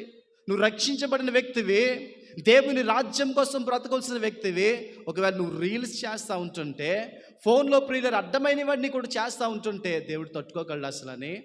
గమనించండి, దైవ సంబంధమైన జీవితం మీద అసలని, మారు మనసుకు తగిన ఫలమేది అసలు నీ జీవితంలో. అందుకని అంటాడు, మారు మనసుకు తగిన ఫలములు ఫలించండి, లేకపోతే కనుక ఏమన్నాడు? ఇప్పుడే గొడ్డలి చెట్లు వేరున ఉంచబడి ఉన్నది, సరిగ్గా ఫలించని మంచి ఫలము ఫలించిన ప్రతి చెట్టు కూడా నరకబడి అగ్నిలో వేయబడును. మారు మనసుకు తగిన ఫలం ఉందా? మారు మనసు పొందా, బాప్తిసం చేసుకుని అనుకున్నావు, కానీ నీ జీవితంలో ఎలాంటి కార్యాలు ఉన్నాయి? ఈరోజు చాలామంది క్రైస్తవ బిడ్డల ప్రియులరా దేవునికి సంబంధించిన బిడ్డలా జీవించట్లేదు. ఇలాంటి రీల్స్ చేయటము. కొంతమంది ఏమో ఫంక్షన్లో మనం చూస్తుంటే, పొరపాటున మన చర్చిలో ఏదన్నా ఫంక్షన్ జరుగుతుంటే పాస్టర్ గారు ఆ ఫంక్షన్కి వచ్చేటప్పటికి నాకు అనిపిస్తుంది మా చర్చిలో బాగానే ఉంటారండి, ఎందుకంటే కడిల్లో పరిచయం చేస్తున్నాను, శివకుళ్ళు చేస్తున్నాను అంటే వాళ్ళు చాలా బాగుంటారు. మన ఈ సైడ్కి వచ్చేటప్పటికి అసలు ఫంక్షన్లో చూస్తే వీళ్ళు మన బిడ్డలేనా అనిపిస్తూ ఉంటుంది. ఎందుకంటే వాళ్ళ మేకప్లు కానీ, లిప్స్టిక్లు కానీ, ఇంకా రంగులేయటం కానీ, డ్రెస్సింగ్ స్టైల్ కానీ బైబిల్లో ఎవరితో పోల్చబడిందో తెలుసా? ఈ నేచర్ అంతా కూడా చెప్తారా? యెజబెల్ అండి. అందుకు నేను సంఘంతో అంటాడు, నువ్వు యెజబెల్ని ఉండనిచ్చుచున్నావు అని ఒక సంఘంతో చెప్తా ఉన్నాడు ఆయన, తుయితెరా సంఘంతో. అంటే యెజబెల్ లాంటి కార్యాలు, ఆ స్పిరిట్ పనిచేస్తూ ఉంది ఈ రోజుల్లో. చక్కగా బట్టలు వేసుకోవాలండి, మంచిగా డ్రెస్ వేసుకుని వెళ్ళి సాధారణంగా వెళ్ళు. ఆ లిప్స్టిక్లు మనకు అవసరమా? ఆ రంగులు అవసరమా? ఆ భయంకరమైన మేకప్లు అవసరమా? గమనించండి. అందుకు అంటాడు, దైవ భక్తికి తగిన విధంగా మీరు అలంకరించుకోవాలని చెప్తా ఉన్నాడు. అంతరంగ గుణగణాలతో అలంకరించబడాలి తప్ప బాహ్య సంబంధమైన అలంకరణ ఎలాంటిదండి? ఎందుకంటే దేవుడు ఏం చూస్తాడు? నీ హృదయాన్ని చూస్తాడు. బయటికి ఎంత అందంగా మేకప్ వేసుకున్న దేవుడు చూస్తాడా? చూడు. మనుషులు చూస్తూ ఉంటారు. ఆలోచించేయండి ప్రియులు, దేవుని యొక్క వాక్యం చెప్తా ఉంది. ఇక్కడ అంటా ఉన్నాడు, ఆయనకి మనం ప్రాధాన్యత ఇవ్వగలుగుతున్నామా? కొంతమంది ఏమో చీపురు కట్ట వెతికితే, కొంతమంది ఫోన్ వెతుకుతూ ఉంటారు. కొంతమంది పురుషులు ఉంటే కనుక ఉదయం లేచిన వెంటనే పేపర్ దగ్గర కూర్చుని అదంతా రాజకీయాల గురించి అడ్డు గురించి చదివేయాలి. ఈరోజు ఆలోచించేయండి ప్రియులు, దేవుని బిడ్డలుగా ఆధ్యాత్మిక వృద్ధి చెందాలంటే లేచిన వెంటనే మోకాళ్ళ మీదకు నువ్వు రావాలి. ఎప్పుడైతే నువ్వు మోకాళ్ళ మీదకి వస్తావో ఆ రోజు నీకు ఆశీర్వాదకరంగా ఉంటుంది. ఆ రోజంతా పరిశుద్ధంగా బ్రతకగలుగుతావు. ఆ రోజంతా ప్రియులరా అపవాది వేసే ప్రతి అగ్నిబాణాన్ని కూడా ఆపగలిగే విశ్వాసము, శక్తిని దేవుడు ఆ ప్రార్థనలో ఇస్తాడు. గమనించండి, దేవుని బిడ్డలకు శక్తి ఎలా వస్తుందండి? వాక్యము, ప్రార్థన. ఈ రెండు తప్పనిసరిగా మనం చేయాలి. ఆయన రాజ్యాన్ని వెతకడం అంటే ముందుగా లేచిన వెంటనే వాక్యం చదువు, ప్రార్థన చేసుకో, దేవుని కొరకు నీతిగా, యథార్థంగా, పరిశుద్ధంగా జీవించడానికి ప్రయాసపడు. ఆ రీతిగా దేవుని రాజ్యాన్ని వెతికినప్పుడు నీకు ఏది అవసరమో అవన్నీ ఇస్తాడట. నీకు వస్త్రాలు అవసరమై ఇస్తాడు, ఆహారం అవసరమై ఇస్తాడు, ఇల్లు అవసరమై ఇస్తాడు. నీ జీవితంలో ఏదైతే అవసరమో అవసరతలు తీరుస్తూ ఉంటాడండి. ఎప్పుడు తీరుస్తాడు?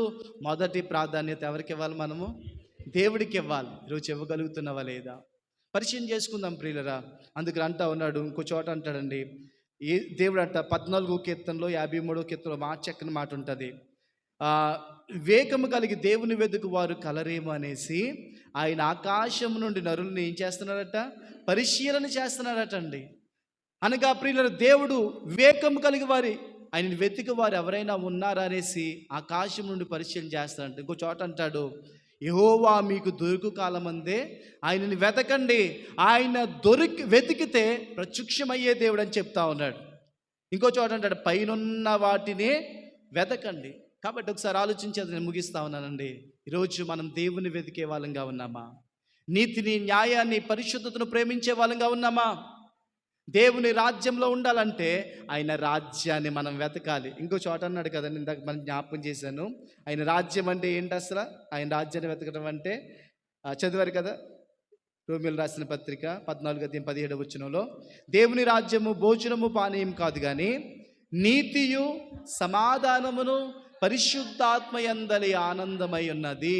దేవుని వెతకడం అంటే నీతిగా జీవించడం, పరిశుద్ధంగా జీవించడం.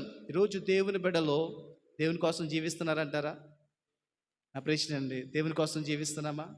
ఎక్కువ శాతం కుటుంబం కొరకు జీవించే వాళ్ళు కొంతమంది, సొంత కోరికల నిమిత్తం జీవించే వాళ్ళు కొంతమంది. అసలు దేవుడు మనల్ని ఎందుకని రక్షించుకున్నాడు? ఆయన కోసం మనం జీవించాలి, ఆయన రాజ్యాన్ని వెతకాలి. నీ తలంపులు, నీ ఆలోచనలు, నీ ఊహలు ప్రియులరా ఉదయం లేచిన కానించి నీ జీవితాంతం వరకు కూడా ఆయన కొరకు బ్రతకాలనే కోరిక నీకు ఉండాలి. ఈరోజు ఉంది అలాంటి కోరిక? వెళ్ళలేకపోయినట్టయితే కనుక ఈరోజు దేవునితో మాట్లాడుతున్నాడండి, మొదట ఆయన రాజ్యాన్ని, నీతిని వెతకండి. నేను ముగిస్తా ఉన్నాను. చేతి సహాయం లేకుండా తీయబడిన రాయి అనగా యేసు ప్రభువు వారు స్థాపించిన ఆ దైవ రాజ్యం అటండి ఎలా ఉంటుంది చెప్తారా ఒకసారి? దానికి ఎన్నడూ నాశనం కలగదు, యుగ యుగాల వరకు కూడా నిలుస్తుంది. అంతేకాకుండా అందులో నీతి, న్యాయము, సమాధానం ఉంటుంది. ఇంకేముంటాయటండి? ఏడుపు ఉండదు, దుఃఖం ఉండదు, కష్టం ఉండదు, కన్నీరు ఉండవు, మరణము ఉండదని చెప్తా ఉన్నాడు. ఆ శ్రేష్టమైన రాజ్యంలో మనం ఉండాలంటే రాత్రి దేవుడు పిలుస్తుండగా ఇంకా రాలేనట్టయితే రా. ఒకవేళ ఇంకా మారు మనసు పొందకపోతే కనుక ఇదే అనుకూల సమయం, ఇదే రక్షణ దినం. ఒక రోజున బిల్లీ గ్రాహం గారు మీటింగ్ పెట్టారటండి. చాలామంది వచ్చారు, ఇంచుమించు 13 లక్షల మంది ప్రజలు వచ్చారట. అయితే ఆయన స్టేజ్ మీద చాలామంది కూర్చున్నారు. ఆయన వాక్యం చెప్పి ముగించిన తర్వాత ఆల్టర్ కాల్ ఇస్తా ఉన్నారు. అలా ఇచ్చేటప్పుడు ఒక సెలబ్రిటీ వాడు కూర్చుందటండి. అయితే ఆయన మనసు ఎందుకు ఆ మీదకి వెళ్ళింది, ఈవిడ మారు మనసు పొందితే బాగును, ఈవిడ యేసయ్యను అంగీకరిస్తే బాగును అనుకుంటా ఉన్నాడు. సరే ఆమె వైపు చూస్తూ ఉన్నాడు, ఆల్టర్ కాల్ ఇస్తున్నాడు. సరే ఇలాంటి బుక్ తీసి ఏదో రాసిన తర్వాత మూసేసి చిన్న నవ్వు నవ్వి ఆమె కళ్ళు మూసుకుందట. ఈయన కూడా ముగించేశాడు. తర్వాత పాస్టర్ గారు చివరిలో ప్రార్థన చేస్తూ ఉంటుంటే ఒక న్యూస్ వచ్చిందంట. అయ్యా, మేము మీటింగ్కి వచ్చిన ఒక లేడీ ట్రక్ కింద పడి చనిపోయింది అని న్యూస్ వచ్చింది. పరిగెట్టుకుని వెళ్ళారు. ఆయన వెళ్ళేటప్పటికి ఎవరో కాదు, ఆ సెలబ్రిటీయే రక్తపు మడుగులో స్పాట్లో చచ్చిపోయింది. చాలా బాధ కలిగింది. అరే, రక్షణ పొందకుండా చనిపోయింది. అసలు బుక్లో ఏదో రాసింది కదా, ఏం రాసిందో చూద్దామని వెతికారంట. అక్కడ పక్కన బుక్ దొరికింది. ఆ బుక్లో డేట్ వేసుకుని, నేను రక్షణ పొందుతాను కాదు కానీ నేడు కాదు రేపు అని రాసుకుందంట. రక్షణ పొందుతాను కానీ నేడు కాదు తర్వాత అని రాసుకుంది. వాస్తవం ఏంటో తెలుసా? తర్వాత ఆమె జీవితంలో లేదు. ఆలోచించేయండి. మారు మనసు పొందాలి, సమయం ఉండగానే రక్షణ పొందాలి. రక్షణ పొందిన నీవు దేవుని రాజ్యాన్ని వెతుకుతూ, నీతిని వెతుకుతూ, క్రీస్తు రాకడ వరకు కూడా పరిశుద్ధతను మనం కాపాడుకుంటూ క్రీస్తు పరిపూర్ణతలోనికి రావాలి. అలాంటి భాగ్యం దేవుడు మనందరికీ అనుగ్రహించును గాక. ఆమె తల ఉంచిదమ్మ, చిన్న ప్రార్థన చేద్దాం.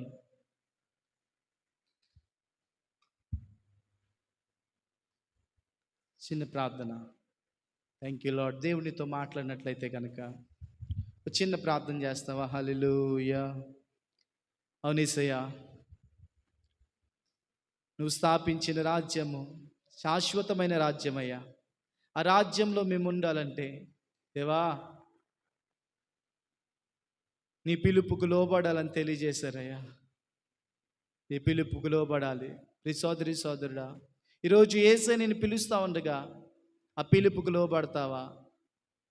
మారు మనసు పొందాలని తెలియజేశాడు. ఇంకా నువ్వు మారు మనసు పొందని వ్యక్తివైతే కనుక ఈ రాత్రి దేవుడు నీతోనే మాట్లాడుతున్నాడు. ఏ పాపంలో అయితే జీవిస్తున్నావో ఆ పాపాన్ని రాత్రి విడిచిపెడతావా? విడిచిపెడితే దీవెన పొందుతావు. విడిచిపెట్టకుండా వెళ్తే గనక నీ జీవితం తర్వాత ఏమవుతుందో తెలియదు. యేసయ్య నేను ప్రేమిస్తూ ఉన్నాడు. నువ్వు ఆయన రాజ్యంలో ఉండాలని ఆశపడతా ఉన్నాడు. ఆయన రాజ్యాన్ని, నీతిని వెతకాలని ఆశపడతా ఉన్నాడు. ఈరోజు ఆయన రాజ్యాన్ని, నీతిని వెతికే వ్యక్తులుగా మనం ఉందామా? హల్లెలూయా. అందరూ కళ్ళు మూసుకుని చిన్న ప్రార్థన చేస్తారా? పరిశుద్ధాత్మ దేవుడు మనం దర్శించే సమయం. హల్లెలూయా. ఓ హల్లెలూయా. హల్లెలూయా. హల్లెలూయా. Thank you Lord. అందరూ కూడా ప్రార్థన చేద్దామా? అందరూ కూడా ప్రార్థన చేద్దామా? యేసయ్యా, నన్ను దర్శించండి. ఈ 3 దినాలు ఉపవాస కొడుకులో నాతో మాట్లాడావయ్యా. ఈ రాత్రి నా జీవితంలో రక్షణ కార్యం చేయండి దేవా. ఓ హల్లెలూయా. వందనం యేసయ్యా, వందనం యేసయ్యా, వందనం యేసయ్యా, వందనం యేసయ్యా. అందరూ కూడా ప్రార్థన చేద్దాం. కూడా ప్రార్థన చేద్దాం. హల్లెలూయా.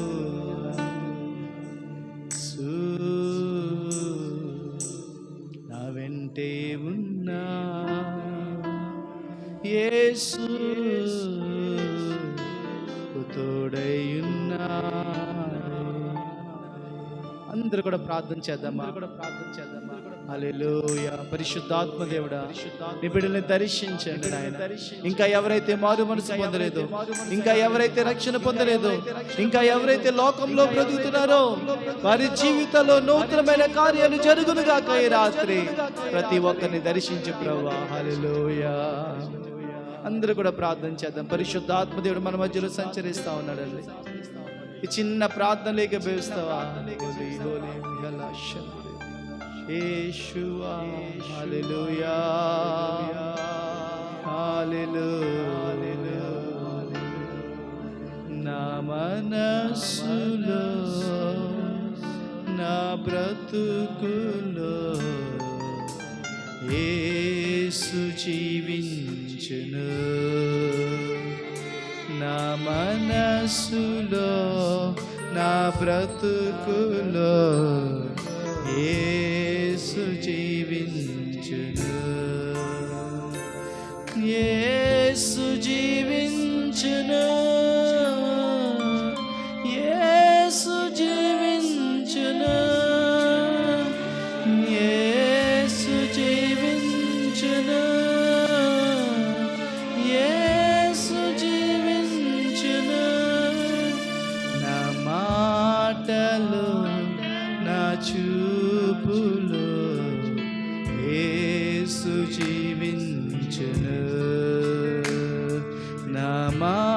మాటలు నా చూపులో యేసు జీవించును, యేసు జీవించును, యేసు జీవించును, యేసు జీవించును, యేసు జీవించును.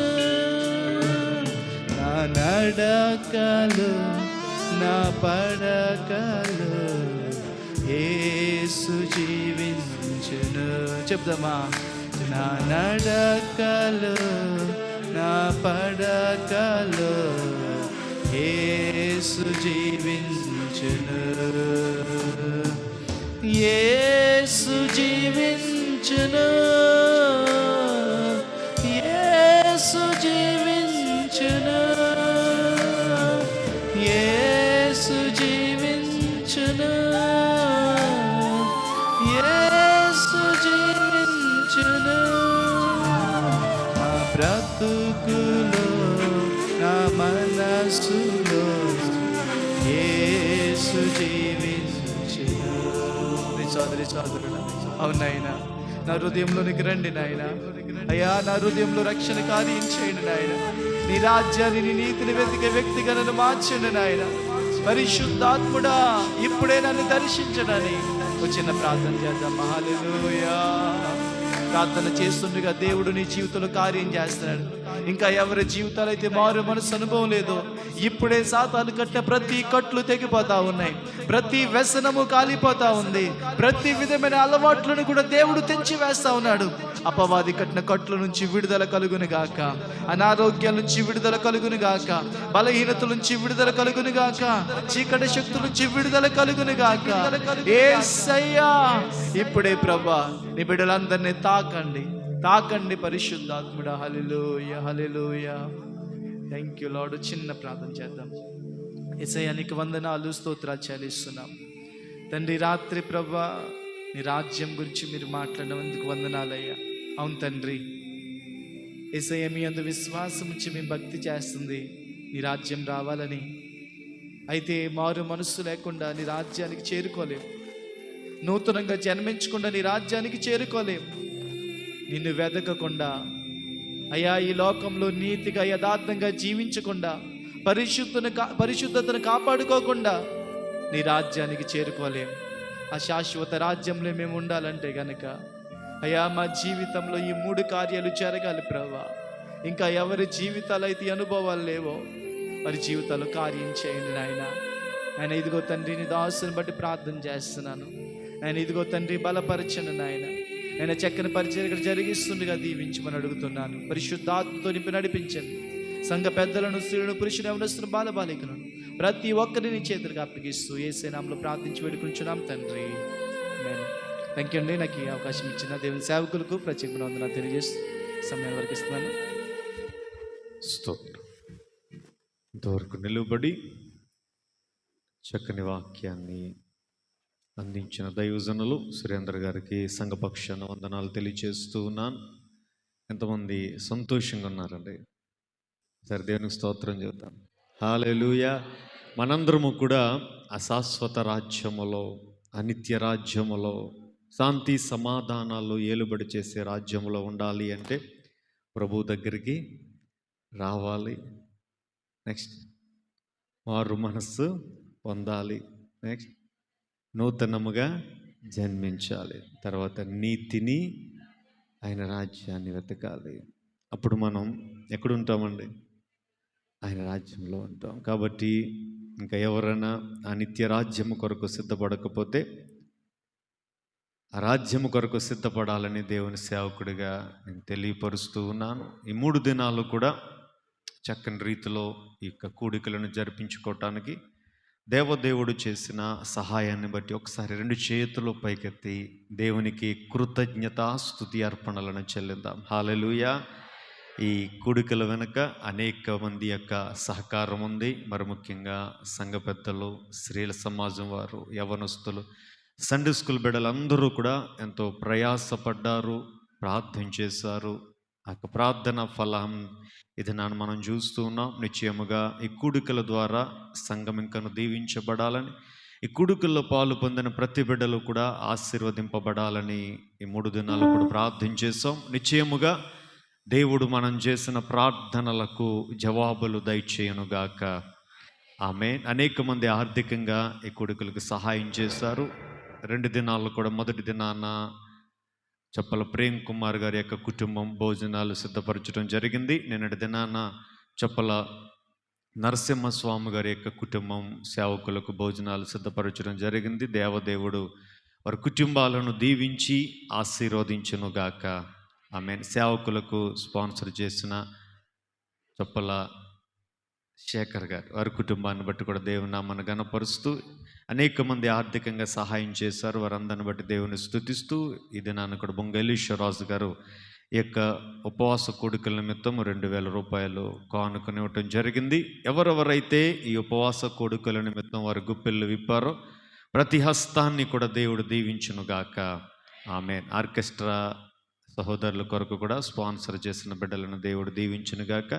మాకు ఒక 5 నిమిషాల్లో ఈ కార్యక్రమాన్ని మనం ముగించుకుందాం. ఒక చిన్న బర్త్డే కేక్ కటింగ్ ఒకటి ఉంది. కిరణ్ని వారి సత్యమణి గారిని ప్రేమించి వారికి ఇచ్చిన బిడ్డ ఈవా, ఆ బిడ్డ ఒకసారి ముందుకు తీసుకురండమ్మా త్వరగా. అదేవిధంగా ఇది నాన్న మనల్ని ప్రేమించి మన సంఘంలోనికి వచ్చిన దైవజనులు అబ్రహాం సామెల్ గారు కూడా ప్రభు పేరట వందనాలు తెలియజేస్తూ ఉన్నాను. మరొకసారి కూడి వచ్చిన మీకు అందరికీ కూడా ప్రభు పేరట వందనాలు అంటే అందరికీ వందనాలు. చక్కని రీతిలో పాటలు పాడి దేవుణ్ణి గణపరిచిన మా యూత్ బిడ్డలకు, అదేవిధంగా స్థానిక సంఘాల నుంచి కూడా విశ్వాసులు ఈ యొక్క కూడికల్లో పాలు పొంది దేవుని నామాన్ని గణపరచడం జరిగింది. వారిని బట్టి కూడా దేవుని స్తుతిస్తూ, అదేవిధంగా అక్టోబర్ 2, 3, 4 తారీఖుల్లో స్థానికంగా ఉన్న యూపీసీ ప్రార్థన మందిరంలో ఉపవాస ప్రార్థన కూడికలు ఏర్పాటు చేయటం జరిగింది. మీరందరూ కూడా ఆ కూడికల్లో పాలు పొంది దేవుని నామాన్ని మహిమపరచవలసిందిగా మీకు అందరూ కూడా తెలియపరుస్తూ ఉన్నాను. ఈ సమయంలో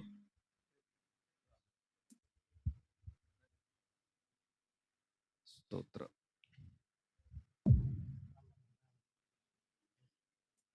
అదేవిధంగా యువ యొక్క అమ్మమ్మ గారు వారి నాన్నమ్మ గారు ఇరువురు కూడా ముందుకు రండి అమ్మ, త్వరగా అమ్మ, లేట్ అవుతుంది. భోజనాల కార్యక్రమం ఉంది కాబట్టి త్వరగా రావాలి. యువ యొక్క అమ్మమ్మ గారు నాన్నమ్మ గారు.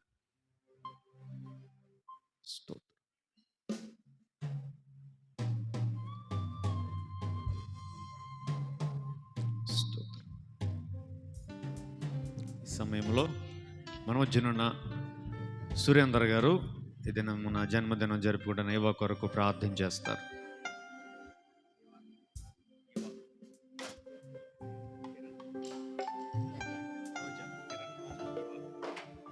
ప్రార్థన చేద్దాం. మహాపరిశుద్ధుడు మహాగణుడైన ప్రియ పరలోకపు తండ్రి, ఈ పరిశుద్ధమైన శ్రేష్టమైన నామమునకు వందనాలు చెల్లిస్తున్నాం తండ్రి. ఇదిగో తండ్రి, మరి సంఘ సభ్యులు మరి కిరణ్ బట్టి, రోజా గారిని బట్టి ప్రార్థన చేస్తున్నాం. వారి ఇరువురిని ప్రేమించి తండ్రి వారికి ఇచ్చిన చక్కని కుమార్తె ఇవాని బట్టి స్తుతిస్తున్నాను ప్రభా. ఆయన గతించిన సంవత్సరం అంతా కూడా ప్రభు నీ కృపలో కాచి కాపాడి దినాన నూతన సంవత్సరమైన దయా కిరీటాన్ని ఆ బిడ్డకు అనుగ్రహించినందుకే వందనాలు చెల్లిస్తున్నాం ప్రభా. ఈ నూతన సంవత్సరంలో ఆయన సంవత్సరం మొదలుకొని సంవత్సరాంతం వరకు కూడా నీ కన్ను దృష్టి ఆ బిడ్డపై నుంచి ఆయన మంచి ఆరోగ్యమును, జ్ఞానమును, నీ కాపుదల, నీ సంరక్షణ బిడ్డకు దయచేయమని ప్రార్థన చేస్తున్నాను ప్రభా. నా తండ్రి, ఇదిగో నా ప్రభా, శ్రేయస్కరమైన ఆశీర్వాదాలతో ఆ బిడ్డని నింపమని ప్రార్థన చేస్తున్నాను ప్రభా. జ్ఞానంలో, వయసులో, దేవుని దయలో, మనుషుల దయలో వర్ధిల్ల చేసి తండ్రి దీవించమని ప్రార్థన చేస్తున్నాం. ఇప్పుడు కేక్ కట్ చేస్తుండగా నాయన మరి కేక్ వల్ల ఆ బిడ్డ జీవితం కూడా మధురంగా ఉండటానికి సహాయం చేయమని యేసు నామములో ప్రార్థించి పెట్టుకుంటున్నాను తండ్రి. ఆమేన్.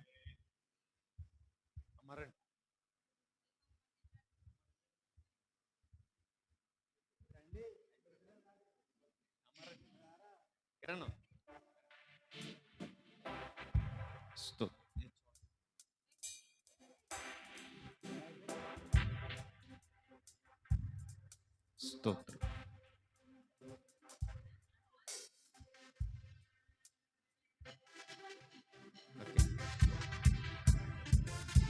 ఇప్పుడు తండ్రి యొక్కయు కుమారుని యొక్కయు పరిశుద్ధాత్మ యొక్కయు నామమున ఈ బర్త్డే కేక్ కట్ చేస్తున్నాం. సియోనులో నుంచి దేవాది దేవుడు యువను దీవించి ఆశీర్వదించునుగాక. ఆమేన్.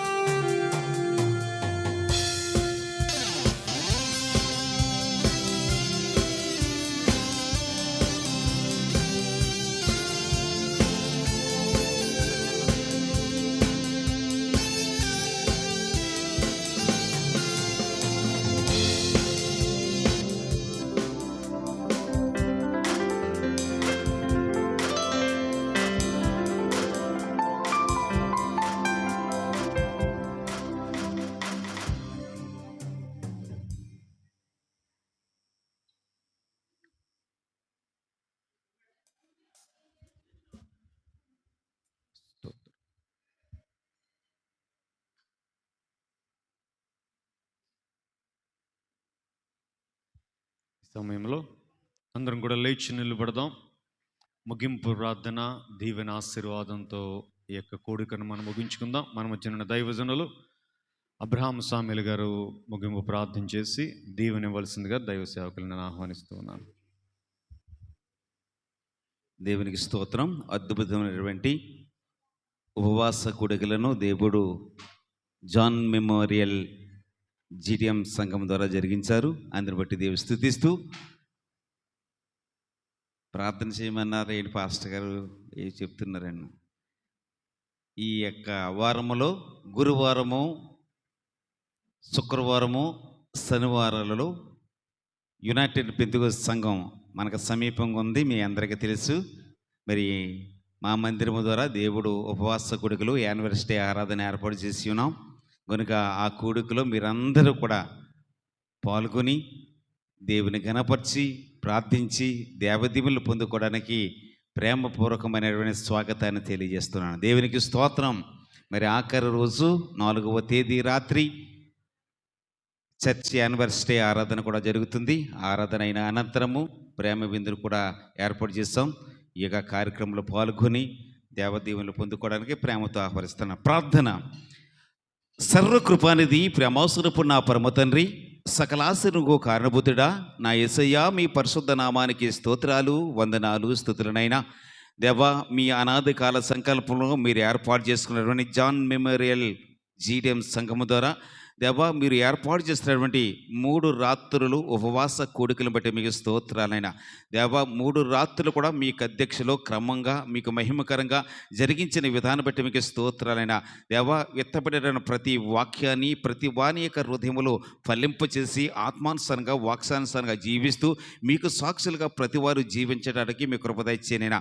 మరుక్షణైనా ఈ రాత్రి కాల సమయంలో మీ యొక్క దాసులు అభిషక్తులను దైవశలం ద్వారా దేవా మీరు దేవా ప్రత్యేకంగా పెట్టుకునైనా శ్రేష్టమైన వాక్కులను మాకు అందింపజేస్తావు. అందులో బట్టి మీకు స్తోత్రైనా. చేతి సహాయమును లేని రాయి దేవా ఇదిగో ఒక రాజ్యాన్ని స్థాపించిందని, ఆ రాజ్యము మీ రాజ్యమని మేము గుర్తిరగటానికి మీరు ఇచ్చిన కృపను బట్టి మీకు స్తోత్రాలు.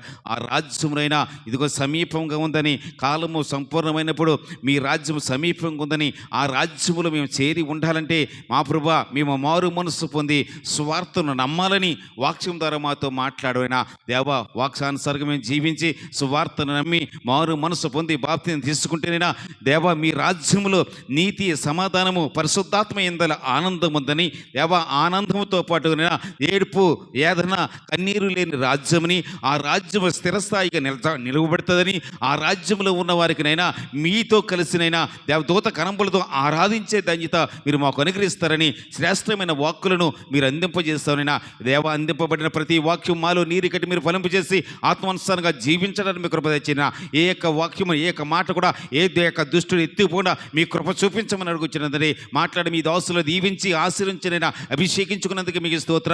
వారి పరిచర్యను దీవించమని అడుగుతున్నదని మరియు ఈ యొక్క సువార్త ఈ యొక్క మా ప్రభువా ఈ రక్షణ దేవ ప్రార్థన కొడుకుల ద్వారా మిమ్మల్ని గణపరిచిండుగా యేసుక్రీస్తుల సంఘం ఆత్మీయ బలము పొందుకునుగాక, మీ ఆత్మీయ శక్తితో నింపబడుదురుగాక, వాక్సానుసారంగా జీవించుదురుగాక, ప్రార్థన పొరువలే వీరు మనసపడుదురుగాక, మీ రాజ్య వ్యాప్తి కొరకు ప్రయాసపడుదురుగాక, నిత్యము మీ యొక్క రాజ్యం కొరకు ఎదురు చూసిన మీ రాజ్యంలో నిత్యము నిలిచింటే సంఘముగా ఈ సంఘము స్థిరపరచబడునుగాక. కార్యం చేసినందుకే మీకు స్తోత్రాలైనా. ఈ సంఘాన్ని నడిపిస్తున్న మీ దాసులు అభిషక్తులైనవి దేవా, ఇదిగోనైనా మీ యొక్క కుమారునైనా దేవ మీ దాసులను బట్టి మీకు స్తోత్రాలు. సహాయ కాపురుగా విజయ్ మోహన్ గారి బట్టి స్తోత్రాలు. సంఘ పెద్దలను దేవ సంఘ విశ్వాసులను బాలబాలికలను ప్రతి వారిని మీనపడి దీవించి ఆశ్రయించమని వచ్చినందుకు ఈ కార్యక్రమం ద్వారా మీ యొక్క మహిమ తెచ్చుకున్నందుకు మీకు స్తోత్రాలు. తద్ది ఫలితంగా నూరంతల దీవెనాశ్రమం మేము పొందుకుని ఈ స్థలం తిరిగి వెళ్ళడానికి కృపద ఇచ్చి మనం ప్రార్థిస్తున్నాం తండ్రి. దేవా, ఈ కార్యక్రమం అంతా మీకు ఆత్మ మధ్యలో జరిగించి మీ నామనికి మహిమ తెచ్చుకున్నందుకు మీకే స్తోత్రాలు జరుగుకుంటూ మీరు అక్కడ ఆలస్యమతైనా మరొక సంవత్సరంలో ఇట్టి రీతి ఉపవాస కొడుకు ద్వారా మేమందరం ఆత్మీయ బలము పొందుకోవడానికి మీకు కృపద ఇచ్చేస్తారని ఈ దీనుడు యొక్క మొరను అంగీకరించి దేవ మందిరపు సరిహద్దులు విశాలపరిచి నూతన ఆత్మలతో ఆత్మల సంఖ్యల సంఘం విస్తరింపబడడానికి కృపద ఇచ్చేస్తారని మా ప్రభుడు మా రక్షకుడైన యేసుక్రీస్తు నామమున బ్రతిమాలు వేడుకుంటున్న మా పరమ తండ్రి, ఆమేన్. పరమ తండ్రి అయిన దేవుని ప్రేమయు కుమారుడైన యేసుక్రీస్తు వారి యొక్క కృపయు పరిశుద్ధాత్మ యొక్క అన్యోన్య సహవాసము దీవెనాశ్రములు కూడిన మనందరిపైనను మన కుటుంబాలపైన సంఘ దైవజనులపైన సంఘములో ప్రతి వారిపైన సకల పరిశుద్ధులపైనను దేవా మీరు వచ్చి రాకడ పర్యంతము సదాకాలము తోడయ్యుండునుగాక. ఆమేన్. యేసు రక్తమే జయం, ప్రవేశ రక్తమే జయం, ప్రవేశనమునకు సంపూర్ణ విజయము కలుగునుగాక. ఆమేన్, ఆమేన్, ఆమేన్. దేవుడు మిమ్మల్ని మీ కుటుంబాలను దేవుడు దీవించి ఆశీర్వదించునుగాక. ఆమేన్. అందరికీ వందనాలు.